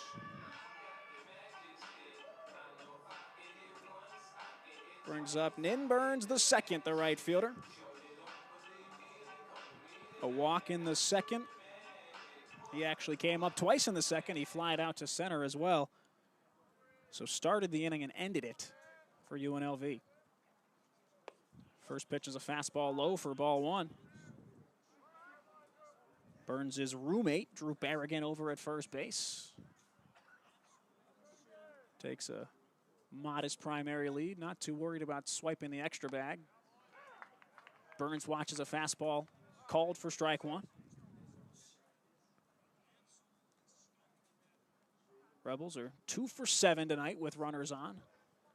Had a lot more than just 7 opportunities, but a lot of those have been walks for the offense. This pitch missing from Wagner, and it's 2-1. Interesting not to see Logan Barboa come out. They got 2 straight games in under 24 hours here in Las Vegas. It's another miss, making it 3-1 to Burns. So the guy who has been the most effective, Barboa, you would think maybe try to extend him a little bit more. He only threw 11 pitches to get the 3 outs required of him. 3-1 to Burns. Rolls over on that one, foul off the netting in front of the UNC dugout. Count runs full to the Rebel right fielder. Burns steps back in and awaits the payoff pitch from Reese Wagner. Smoked up the middle, and oh my goodness, he caught that ball.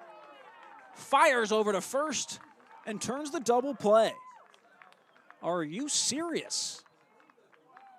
That pitch was delivered 93, hit on an absolute rope right back up the middle, and a little excuse me grab from Reese Wagner. It's a 1-3 double play. I mean, remarkable stuff on the line out. Mike Anderson wanted to go out and check on him, make sure he didn't get clipped, and respectable move by Reese Wagner, waving him off. Says, no, I'm good. So not even a bit rattled is Wagner after making a phenomenal play. That's a play you would see on every Web Gems clip show, every Instagram highlight you could see if this was at the major league level. Phenomenal by Wagner. His first delivery to Johnny Rodriguez misses outside for a ball. So just like that, 2 quick outs for UNC. 1-0 pitch to Rodriguez. Curveball finds the zone. Count even 1-1. Rodriguez would single in the third and come around to score.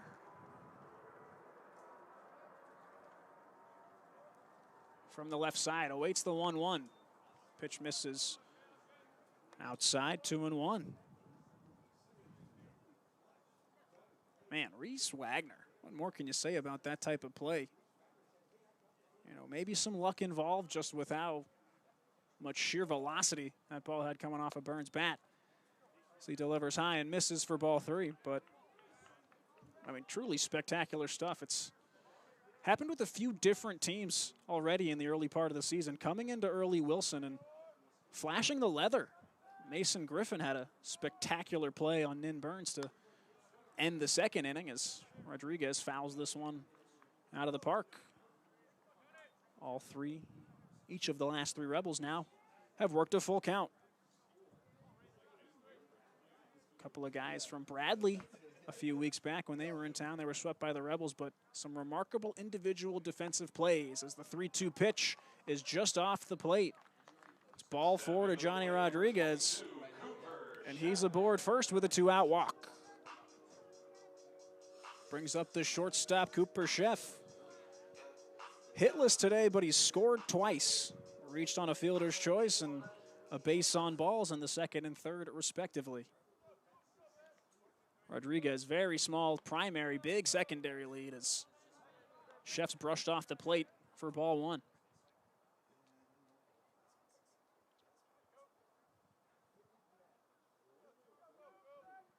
Cooper swings and offers this one. Popped up sky high. Comes behind us here in the press box, directly behind home plate. So 1-1 to Sheff. Scored his 9th and 10th runs of this season. Now that makes him one of 5 Rebels to have scored double-digit times. This one is in the dirt. That's a wild pitch, and Johnny Rodriguez is going to take the free 90 feet. Now he sits in scoring position for Sheff. It's a great break from Rodriguez. There's been a few pitches that have a potential to be corralled by the catcher. Sam Pease certainly doing his cardio back there, trying to keep everything in front of him, but Rodriguez recognized right off the jump, sprinted towards second, and made it there without a throw. Wagner picks off, steps off rather, doesn't actually complete the throw over to second. Wants Rodriguez to know he's thinking about him. 2-1 delivery. Sheff takes for ball 3. First base now open with Rodriguez leading off a second. Sheff awaits the 3-1 from Wagner. This one driven on a line out to center field. It's got some carry, but Griffin is there. He'll make the catch on the run for the line out. It's going to retire the side for the Hustlin' Rebels here in the 4th. But Marcos Rosales puts the exclamation mark on that inning with a lead-off home run. It's the lone run, a runner left on through 4 full frames here in Las Vegas. UNLV leads Northern Colorado 8-1.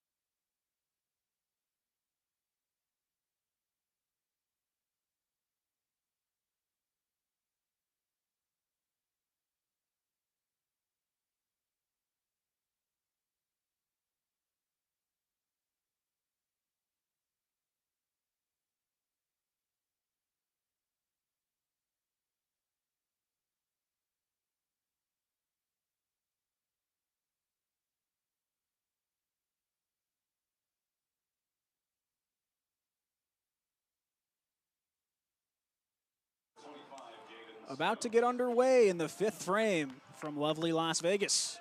The UNLV Hustlin' Rebels lead Northern Colorado 8-1. And Reese Lewick comes back out for his 5th frame of work. 4 effective innings so far. He's allowed 6 hits, just the 1 run, and 6 strikeouts as well. He'll face Jaden Stone to lead things off, the Bears left fielder.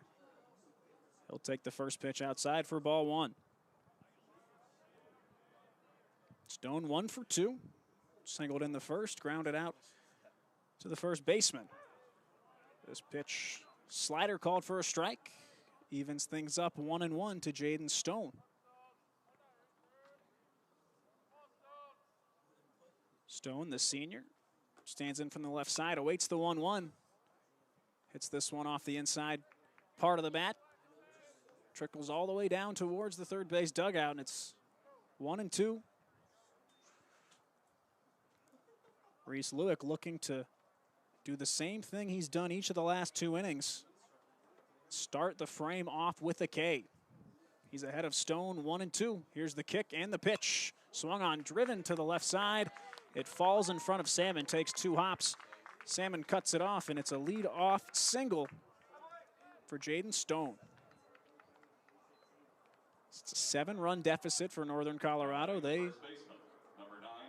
will try to chip away here, as now they've seen Reese Lewick a bunch. 3rd time around the order, and this time it's Easton Bryant. He'll see Lewick for the first time. Easton Bryant came in and as a defensive replacement for Jake Bullard. Manager Mike Anderson had seen enough after Bullard struck out twice, but maybe trying to give Easton Bryant a day off, as he's been an everyday guy for Northern Colorado. He takes the first pitch outside for ball 1. Coming into this one, 11 appearances, 10 starts for Bryant, hitting .313. One of the triples on the roster, leads the team currently with 8 runs batted in. Fouls this one off. Evens up the count at 1-1. But 2 stolen bases, second on the team. Hasn't made an error at first yet this year. Leads second in on-base percentage. It's kind of a no-brainer to be penciled in there. So see what he can do in his first ups. He's ready for the 1-1. Fastball missing just outside. Could hear the pop of the glove from Gavin Taylor.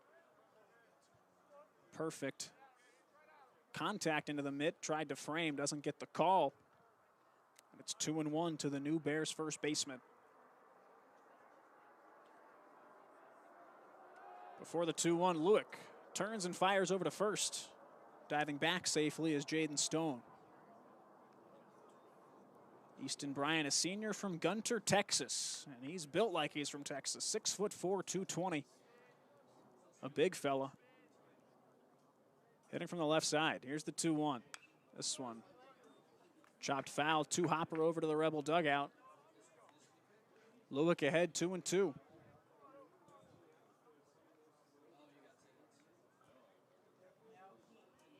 Lewick steps back on. Ready to deliver to the hefty lefty from Texas, Bryant. Before that, another check throw on Stone.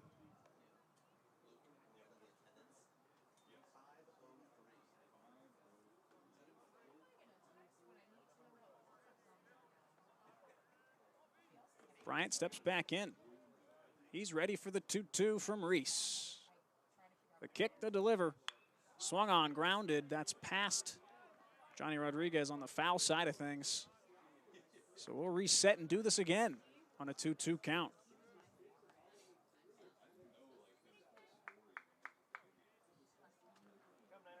Northern Colorado mentioned they're 0-12 on a tough start.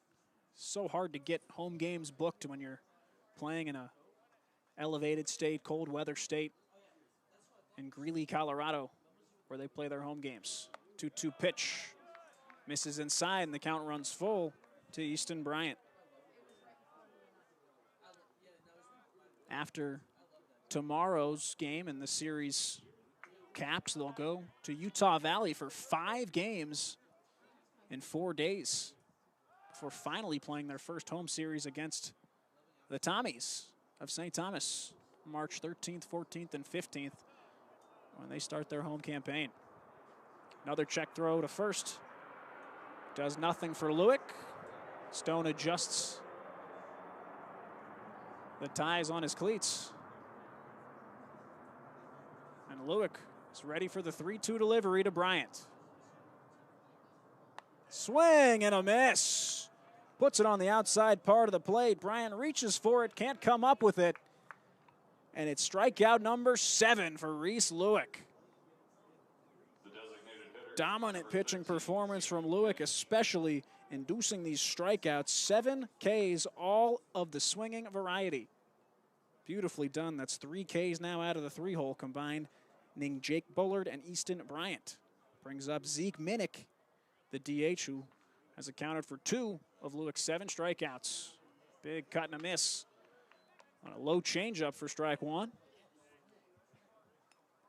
1 out now and a runner on first. Double play would end the inning. Reese has been very efficient, sitting at 83 pitches, hoping to complete 5 full frames to put him in line for this W. 0-1 pitch on the inside. Called for a strike. I mean, just a wonderful pitch there. You could see Zeke Minnick kind of freeze, the knees buckled, threw the hands up like you do when a ball's about to hit you. Slider darts back in, finds that inside corner. Lewick ahead 0-2. He kicks, he throws. Goes back to the slider, this time in the dirt, blocked by Taylor, but it's ball 1. Northern Colorado out of the Summit League for baseball. They play in the Big Sky and hoops and some of their other sports, but a lot of great baseball programs in the Summit League. Mentioned St. Thomas, where they'll start the season. 1-2, foul tip. Taylor can't come up with it. Might have clipped him. It's a foul ball.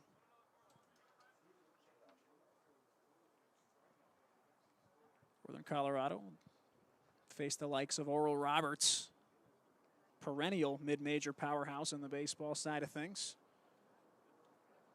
Making a run to Super Regionals 2 years ago in the College World Series. Spectacular stuff from ORU out of the Summit.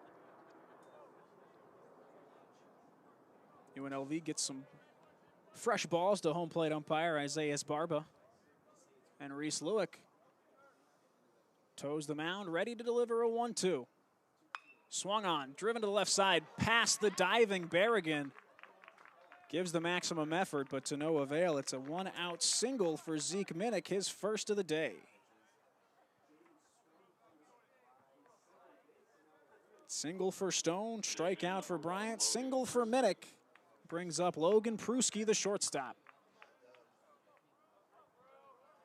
A little bit of shuffling going on in the Hustlin' Rebel bullpen down the first baseline. They still lead by 7. 2 runners on, 1 out for the UNC shortstop. First pitch is a slider that misses a bit low. 1-0 to Pruski.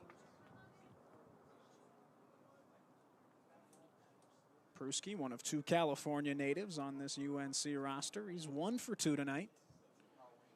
Singled with 2 outs in the third, but was stranded there as last ups. Lewick misses away with this one. Count runs 2-0.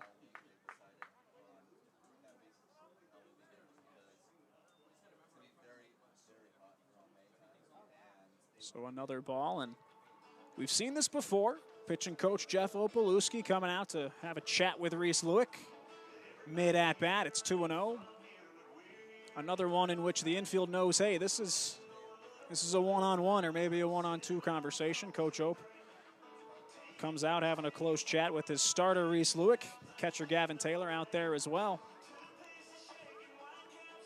For a guy like Lewick, too, especially given the circumstances, pitching shortly after the loss of a loved one. It's great to see him be effective and efficient tonight. Racked up 7 Ks so far. No matter how this ends, a credit to Reese for what he's done tonight. And now in a 2-0 count facing the shortstop, he looks to get out of this jam. Countless times tonight, and his last start against Western Michigan was able to put a couple of runners on board and then pitch his way out of it. Looking for any type of ground ball here, any kind of pop fly. Pruski steps in, And he awaits the 2-0 from Lewick. Swing and a miss. Big cut. Goes upstairs with it, and Brewski swings out of his shoes for strike one.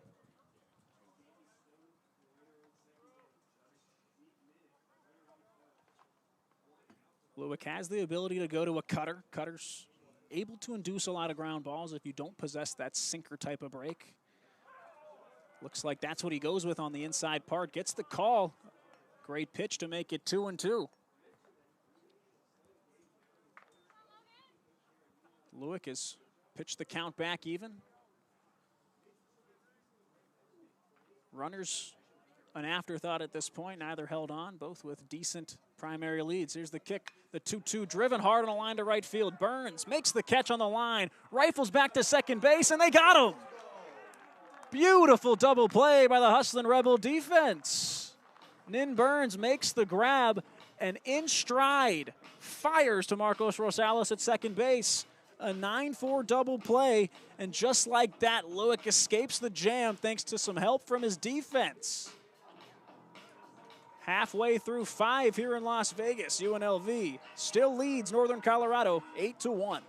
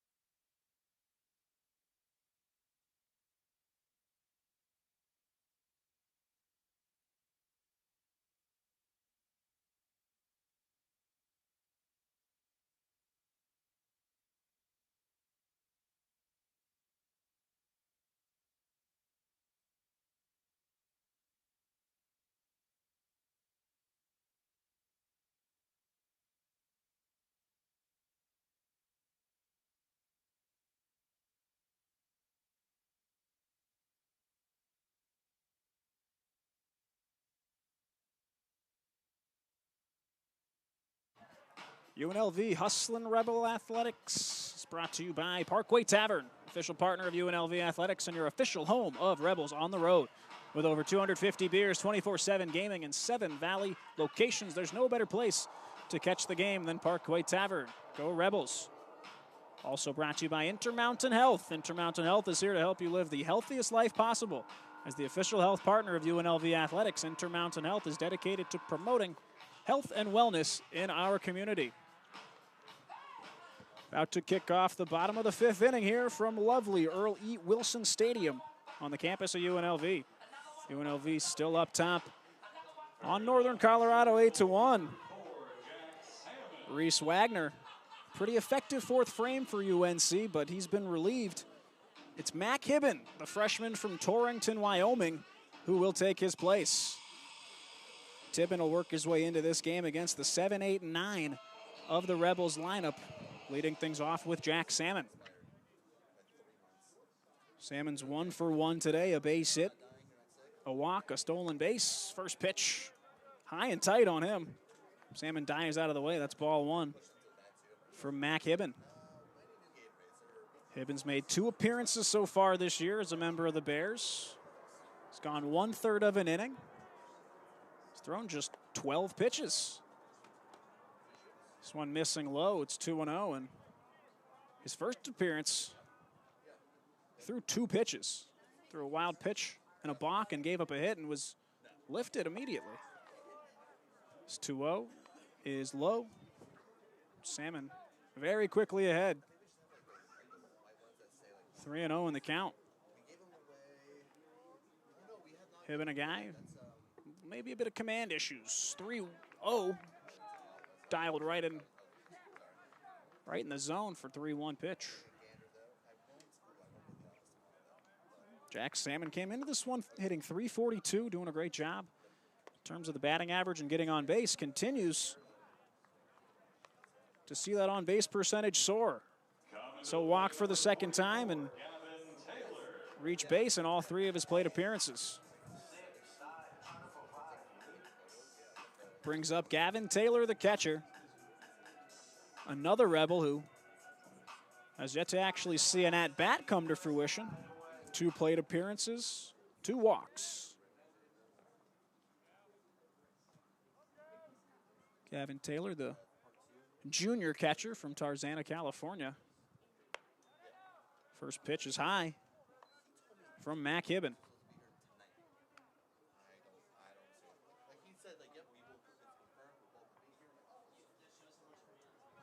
Hibben, the lefty.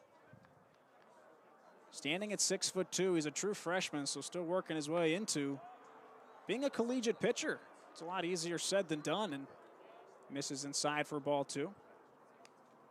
So when your first appearances are, hey, go pitch on the road at Wichita, go pitch on the road at New Mexico, go pitch on the road at UNLV. It's a murderer's row, tough to get adjusted as Hibben finds the inside part of the plate. Gets his first strike call of the evening.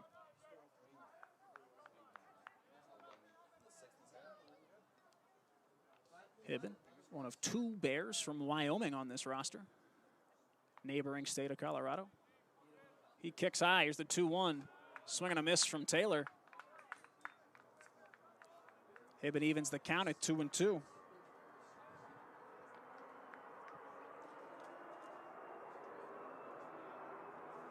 Salmon leads off as we get one of our many flyovers here at the Earl. 2-2 delivery is high and out. The count runs full to the Rebel backstop.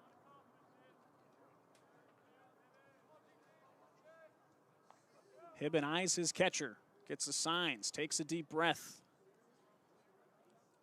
Holds the glove at his belt. The kick, the pitch, misses high for ball 4. And it's back-to-back walks for UNLV. Salmon draws the walk on 4 pitches. Taylor draws the walk on 6. That'll prompt a mound visit from Mike Anderson. And it's more than just a mound visit. He's being lifted.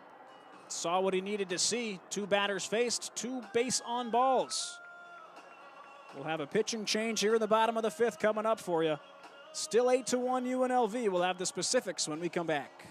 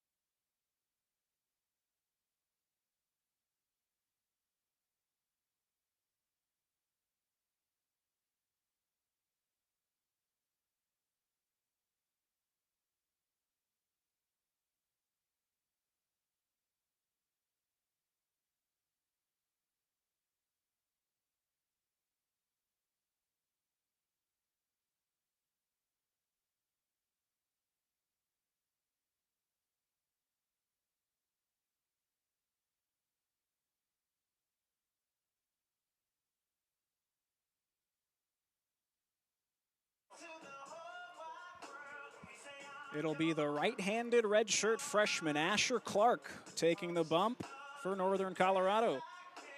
Mac Hibben came in to start things here in the bottom of the 5th. Through 11 pitches, just 3 for strikes, walking both Jack Salmon and Gavin Taylor. Hibbins been lifted for Asher Clark. Clark stands 6'4", transferred from Sacramento State. Clark comes into this one having pitched twice in the 2026 season for a total of an inning. No hits allowed, but 2 earned runs on 5 walks and a wild pitch. He comes in with his work cut out for him, trying to keep this deficit for the Bears at 7 runs. First batter he faces will be the center fielder, Gunnar Myro. Myro grounded into a double play with the bases loaded and nobody out in the 3rd inning. Takes this first pitch, fastball a bit high at 91. Asher Clark from Castle Rock, Colorado. The big righty looks to dial up his first strike of the evening. Myro awaits the 1-0.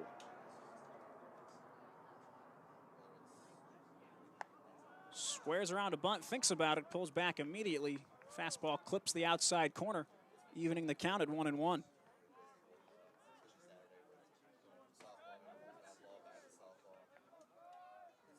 Myro, that very open stance, keeps the hands tight on his shoulder. Bat almost horizontal. Gives it a waggle and awaits the 1-1.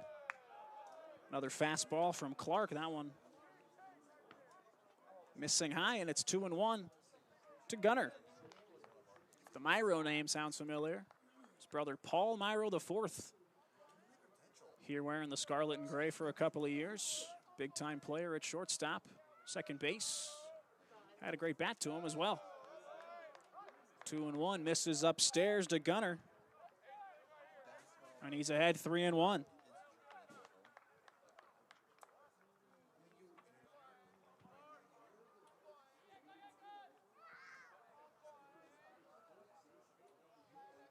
Clark kicks, pump fakes the throw back to second base, fully steps off the mound to complete the motion, but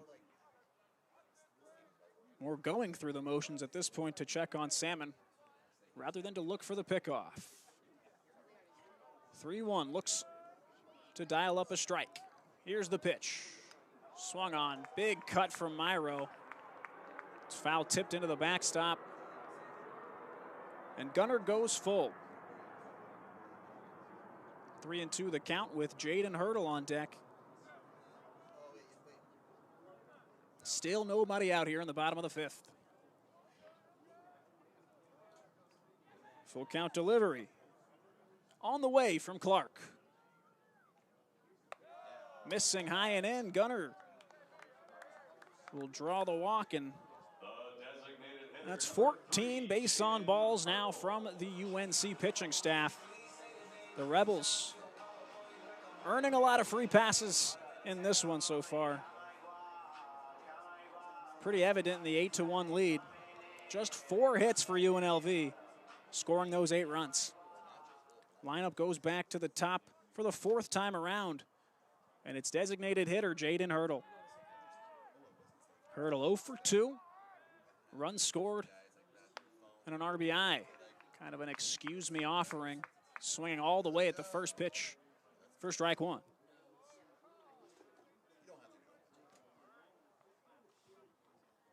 Hurdle, a soft grounder to the pitcher. Would walk with the bases loaded in the 2nd. Struck out looking to end the 3rd. This pitch off speed in the dirt. Missing for a ball, 1-1 the count. So Mac Hibben came in, walked each of the first 2 batters. He's still responsible for Salmon on 3rd and Taylor on 2nd.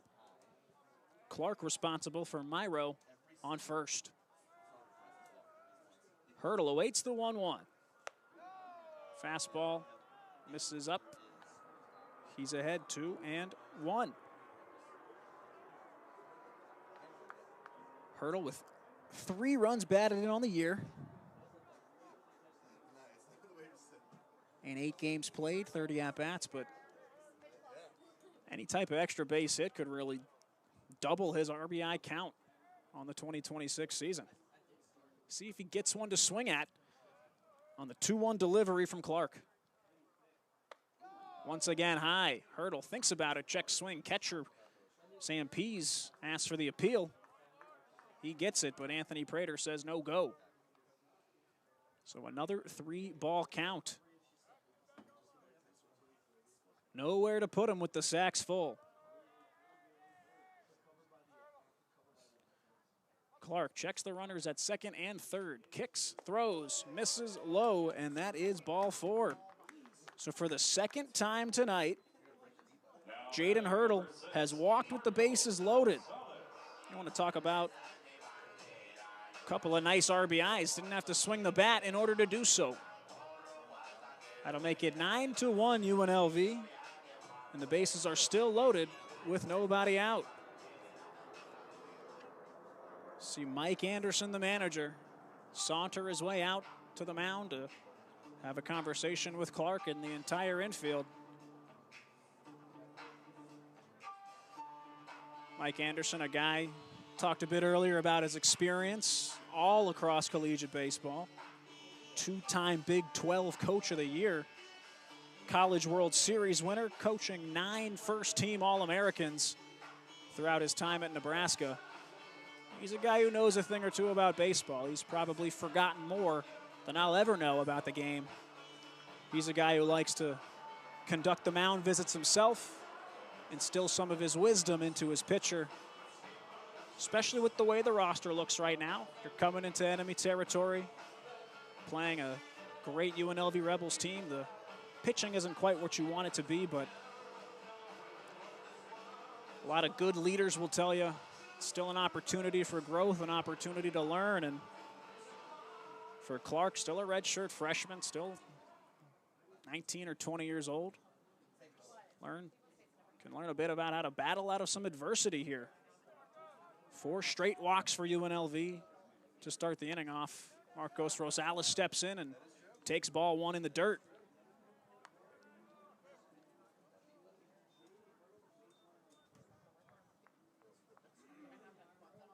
Previous pitcher, Mac Hibben, the lefty, already charged for Jack Salmon, who walked in to score, and still responsible for Gavin Taylor at third. 1-0 to Rosales. Sharp line drive hitting to left.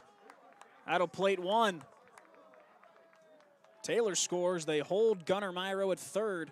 Rosales put a hurting on that ball, and it's an RBI single for Marcos Rosales.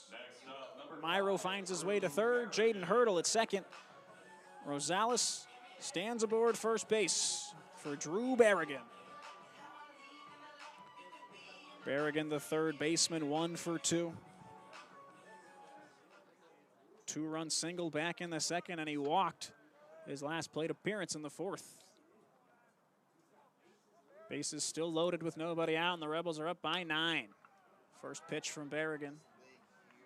Cracks it, but it drifts foul beyond the right field fence. Berrigan's just been a superstar in the run production avenue. 22 RBIs the count for him so far. This game number 13 for the big righty. Swings and misses through that changeup, and the count's 1-1. Asher Clark playing the damage control game at this point with the bases loaded. 0-2 to Berrigan. Swung on. That one's driven out to center. It's Mason Griffin, the center fielder. He makes the catch. Gunnar will tag from third. The throw instead to second base to try to halt any advancement from Hurdle. And it's a sac fly for Drew Berrigan. So even when he's hitting into outs, they are very productive ones. So that's a sac fly to put the Rebels up by 10 here on Tuesday night. First out finally recorded for UNC as Ninburns, the second, steps up. Last time he was up, one of the more remarkable plays we'll see at the Earl here this season. He had an absolute screamer back to the pitcher, Reese Wagner. Takes first pitch down Broadway for strike 1. And I mean, Wagner had the most velocity of anybody we've seen tonight. He threw the pitch 93, and then off the bat of Burns, who might be the most pure power hitter. Could be one of the harder exit velos we'll see all season long. Burns swings and misses at this one in the dirt, and it's 0-2, but Burns hits it directly back to Wagner, makes the catch. The runner at first was Drew Berrigan, and it was impossible not to get doubled up. He froze in a quick turn from Wagner, 1-3 double play. Burns with one out awaits the 0-2. Pitch from Clark. Tails low, and it's 1-2. Side of that double play, Burns flied out to deep center field. He's been a victim of a couple of web gems. Mason Griffin made a great catch running towards the wall in dead center. Here's the 1-2, swung on and missed. Burns was looking fastball, swung early on the off speed, and he goes down swinging, still searching for his first hit tonight. 2 on and 2 out brings up Johnny Rodriguez, the first baseman. Rodriguez, the hefty lefty hitter, 1 for 2 today, a single and a walk, as well as a strikeout in his first ups back in inning number 2. Faces the righty. Big lead there from Jaden Hurdle jumping around. First pitch to Rodriguez, misses for a ball.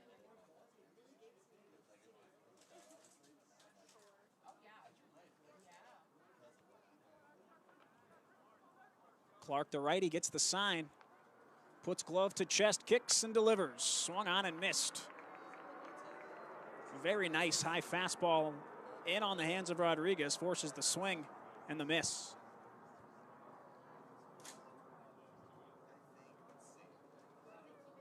The line can officially be closed on Mac Hibben, wearing number 40 for UNC. 2 walks, 2 runs. That's it. 1-1 misses high. Good take from Rodriguez. He's ahead 2-1.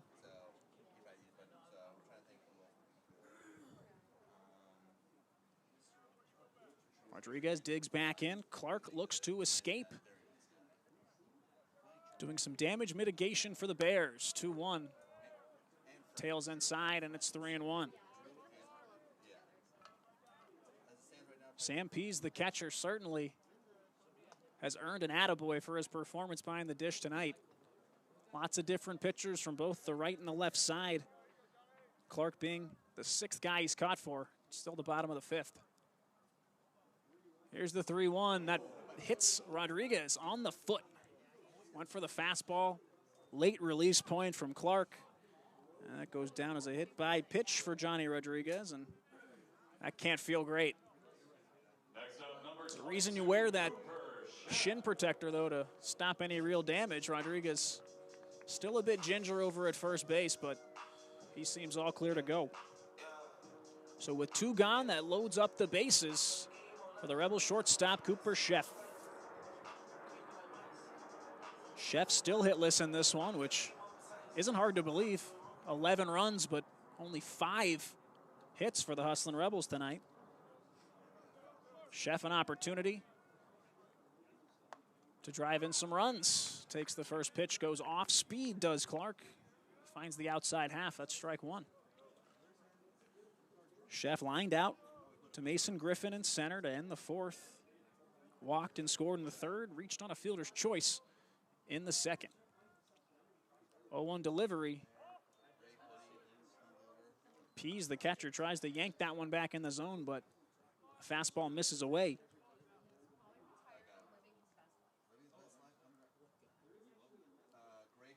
Asher Clark at 27 pitches now of work in the 5th frame alone. 1-1, Sheff makes a connection, foul tips it into the glove. And Asher Clark in an advantageous position ahead of Sheff, 1-2 in the count. Sheff is the 9th Hustlin' Rebel with a plate appearance here in the 5th. Any type of reaching base would be batting around for the 2nd time in this game. Sheff takes in the dirt, 2-2.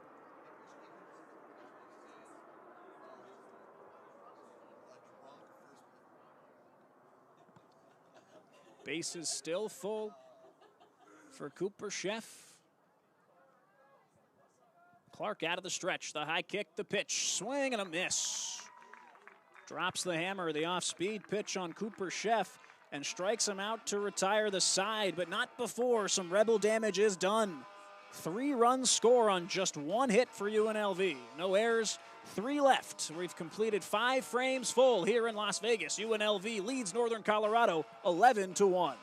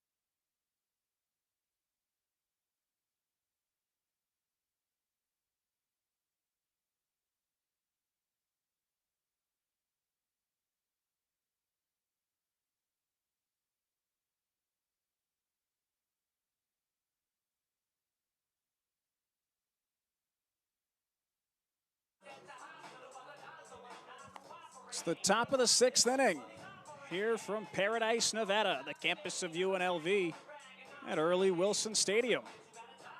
I'm Drew Never. Thank you so much for continuing to listen into the broadcast on a beautiful Tuesday night midweek non-conference matchup. UNLV maintains a 10-run lead over Northern Colorado. It's 11-1 right now. And Reese Lewick, the starting pitcher's day is done. Fantastic start from Reese Lewick. Completed the 5 full innings, so he is in line for the victory. Gave up 8 hits, 1 run. It was earned. Just 1 walk and 7 strikeouts for Reese. Took him 93 pitches to do so, 65 for strikes.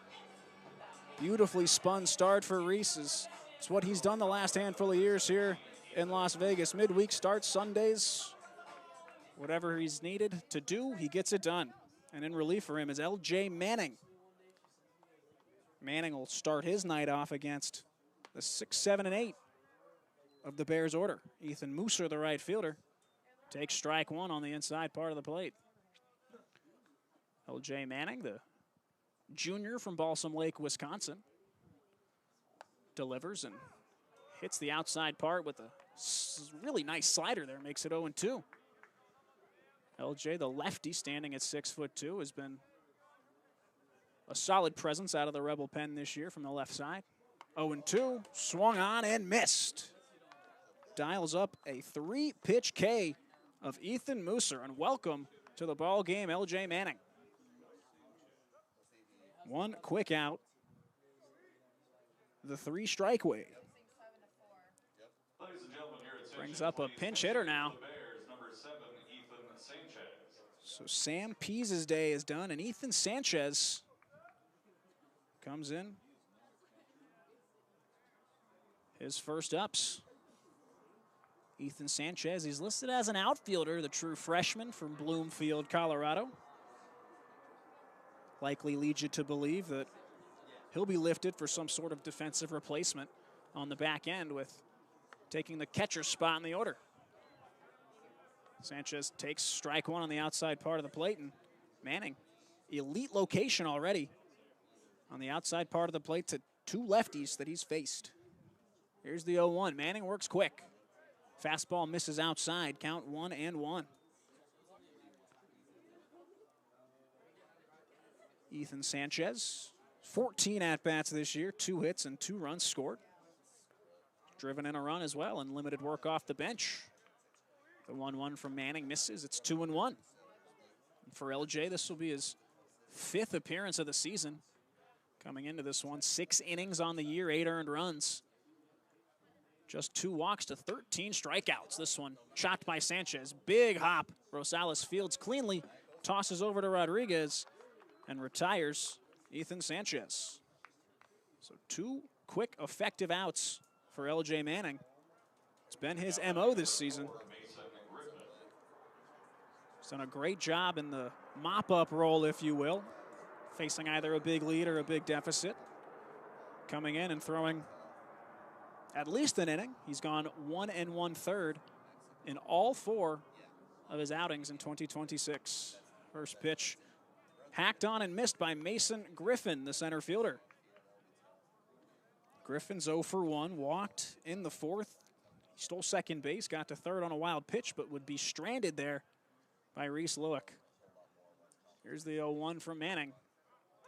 Thought about swinging was Griffin, but didn't matter. Gets the call anyway, and it's 0-2. Some great managerial thinking from Stan Stulte, having the lefty Manning come in to face 3 straight lefty Bears. The 0-2. Missing a bit high on the fastball. 1-2 to Griffin. Mooser. The pinch hitter, Ethan Sanchez. Mason Griffin, all batting from the left side. Manning kicks the 1-2. Inside out swing. Fouled off towards his own dugout. Will maintain a 1-2 count.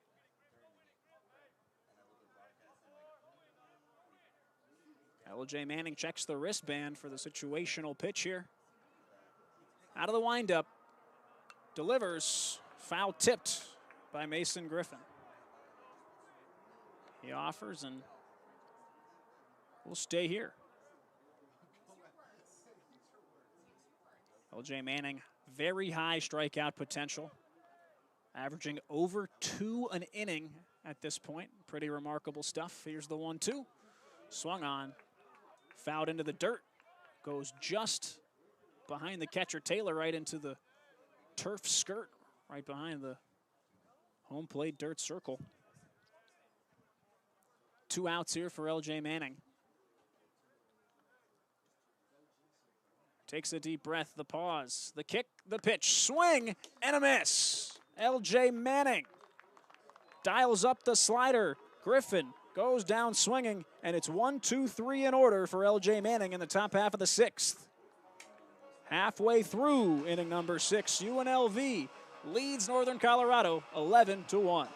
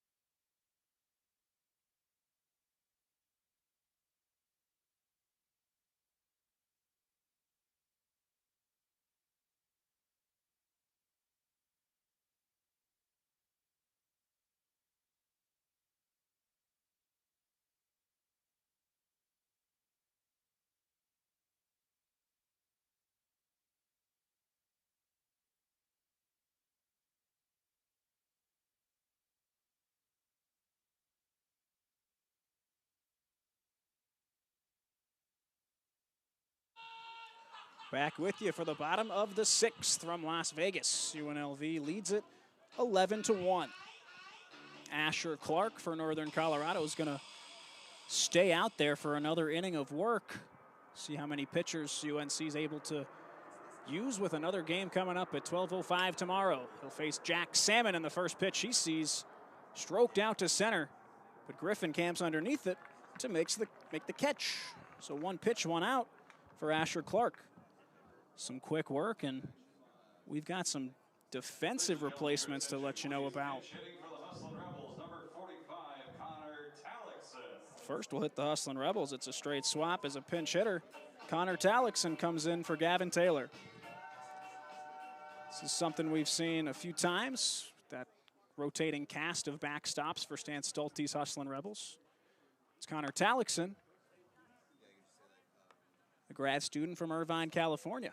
Steps in, takes ball one, and defensively, Mac Dawsey comes in to catch for UNC. Ethan Sanchez was a pinch hitter for catcher Sam Pease in that 7 spot.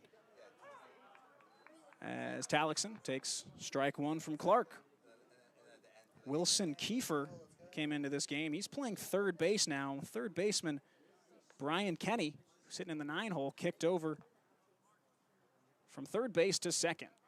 Kenny capable of playing a couple infield positions. This pitch buried in the dirt, it's 2-1. So Kenny stays in the 9-hole. Wilson Kiefer comes in for Brett Barber, the leadoff man. He'll bat leadoff.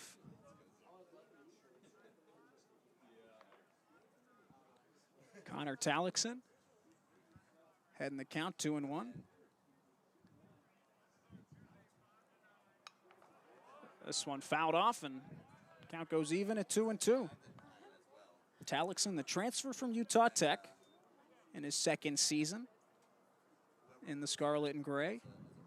Sitting 182, just 11 at-bats, though, 2 for 11. He's drawn 2 walks as well. Tallickson awaits the 2-2, half swing, but swings nonetheless. That's strike 3. Tallickson goes down swinging. Brings up another pinch hitter here in the bottom of the 6th. It's Jaden Sanchez, the junior outfielder from Riverside. Jaden Sanchez, a guy we're quite familiar with. Started a handful of games this season. He's played in 11 of them.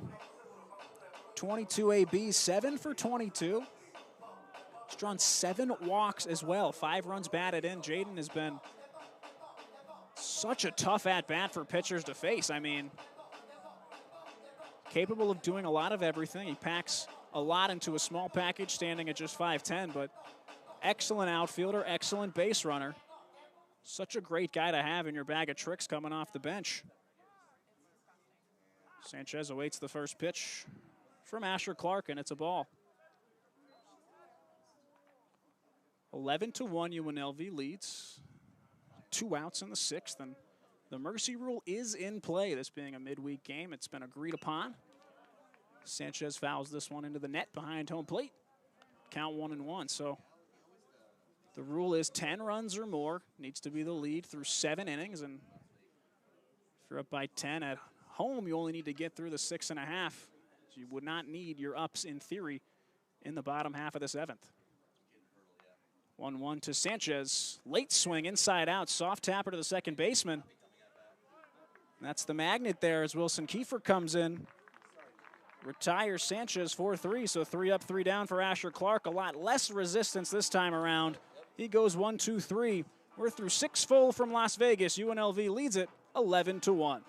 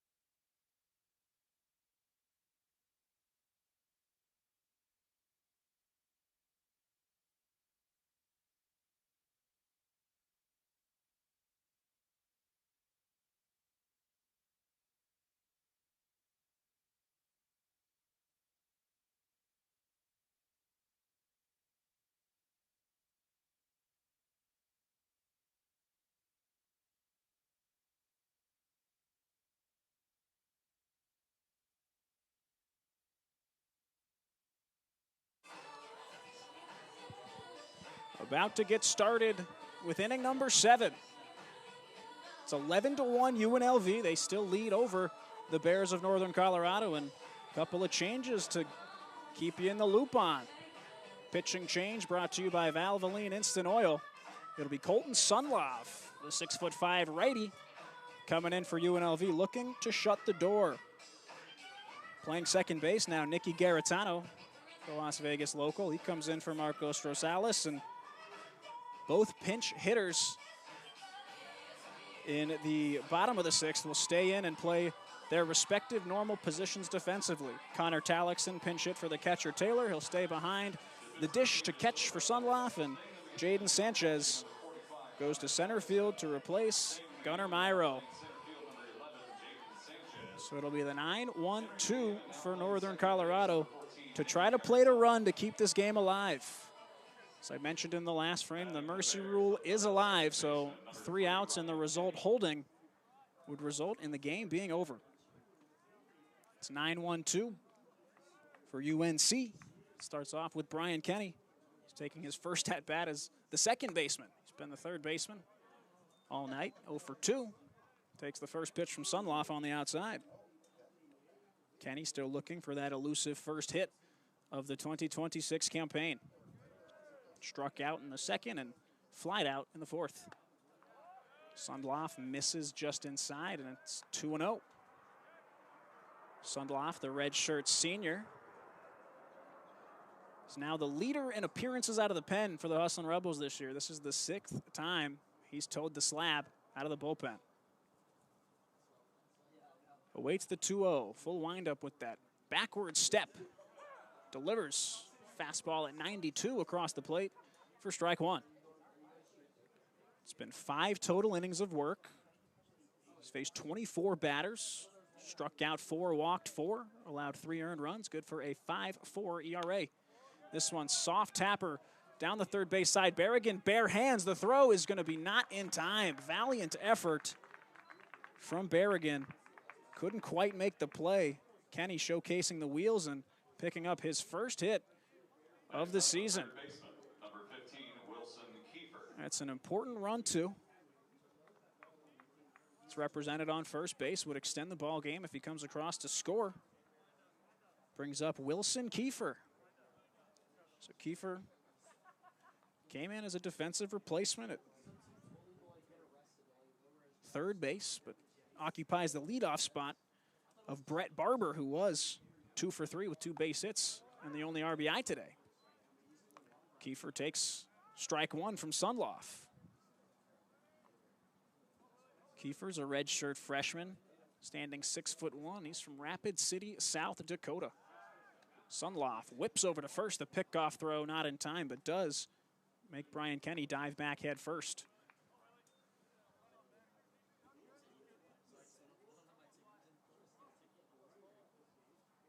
Sunloff has been mighty efficient in his 5 outings thus far. This one, soft tapper to short. Chef scoops, throws on the run low, but a backhand scoop by Johnny Rodriguez.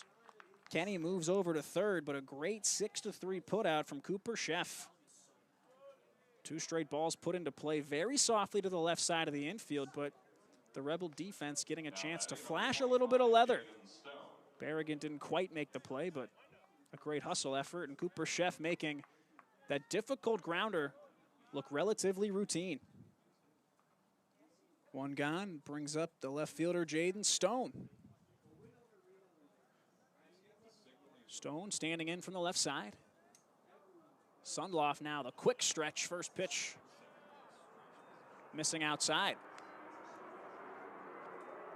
Stone's 2 for 3, 2 singles, 1 in the 5th and 1 in the 1st. Sunloff, with runners on base, starts with that left foot behind the bag, behind the mound, pardon me. This one misses low ball too, but I mean, really check out these mechanics. He sets up with that right foot, standard on the mound, but the left foot completely turned vertically directly towards the plate, kicks and just follows straight through. Very minimal kick at all, just brings that leg from behind the mound towards the plate in a straight line. Misses again that time, and it's 3-0 to Jaden Stone. Easton Bryant, the big lefty from Texas, stands on deck. 3-0 from Sunloff. Fastball finds the zone. It's 3-1. Sunloff relieving LJ Manning, who, I mean, talk about efficiency, does what he does through 14 pitches, 11 for strikes, and a 1-2-3 inning. This one from Sunloff, smack to the left side. Berrigan fields cleanly. The throw is in time. So a hard hit ball, but right to where Drew Berrigan was playing, essentially in no doubles defense, hugging that line a bit. Great play from Drew. Number 9, Easton Bryant. So it's Easton Bryant now. 2 outs. The game extending run standing on second base would make it a 9-run deficit. Colton Sunloff looking to send the home fans home early and happy. Bryant struck out swinging, his only at-bat so far after coming in to pinch hit. First pitch peppered in for a strike one.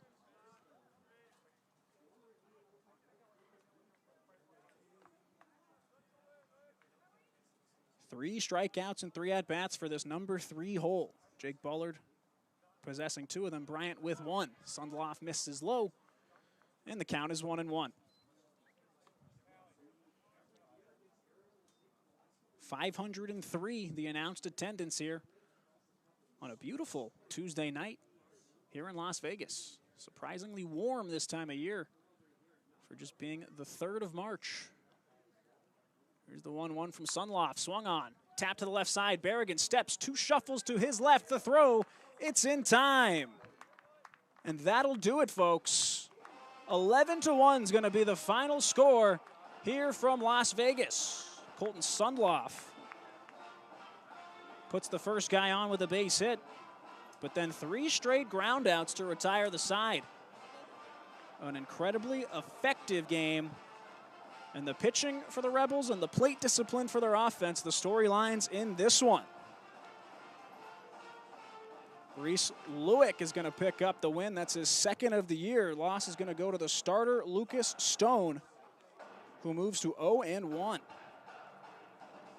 A 6.5 inning thriller here at the Earl. 11-1, once again your final. Winning pitcher Reese Lewick, losing pitcher Lucas Stone for Northern Colorado. Final score from tonight's ballgame, the Hustlin' Rebels. Couple of big performances. 3 Rebels with multiple runs batted in today. Jaden Hurdle, 2 RBIs on 2 walks with the bases loaded. Marcos Rosales, an RBI single in the 5th, but in the 4th, an absolute moonshot to deep left field. One of the furthest home runs we've seen at the Earl in a long time.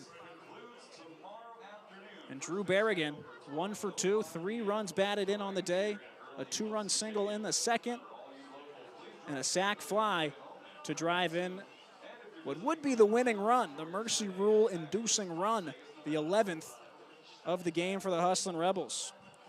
Extremely efficient frames from the bullpen. LJ Manning, a 1-2-3 6th. Sunloff started off with a single, but a 1-2-3 7th after the leadoff base knock. And Reese Lewick, a phenomenal start, just further proving his consistency, showing everybody here what he can do. 5 full innings, 8 hits, just 1 run, 1 walk, 7 strikeouts. The K really on display. Super impressed by Reese Lewick's slider in tonight's contest. Congrats to Reese. Congrats to Stan Stolte. Congrats to the UNLV Hustlin' Rebels on starting a new win streak. Starts at 1 tonight after an extravagant 11-1 victory over the Bears of Northern Colorado. Final line score for you. For UNLV, 11 runs on just 5 hits. No errors and 7 left on. And for Northern Colorado, a run, 9 hits, an error, and 8 left on base. Played tonight's game in just 2 hours and 39 minutes, thanks to a little help from the Mercy Rule herself.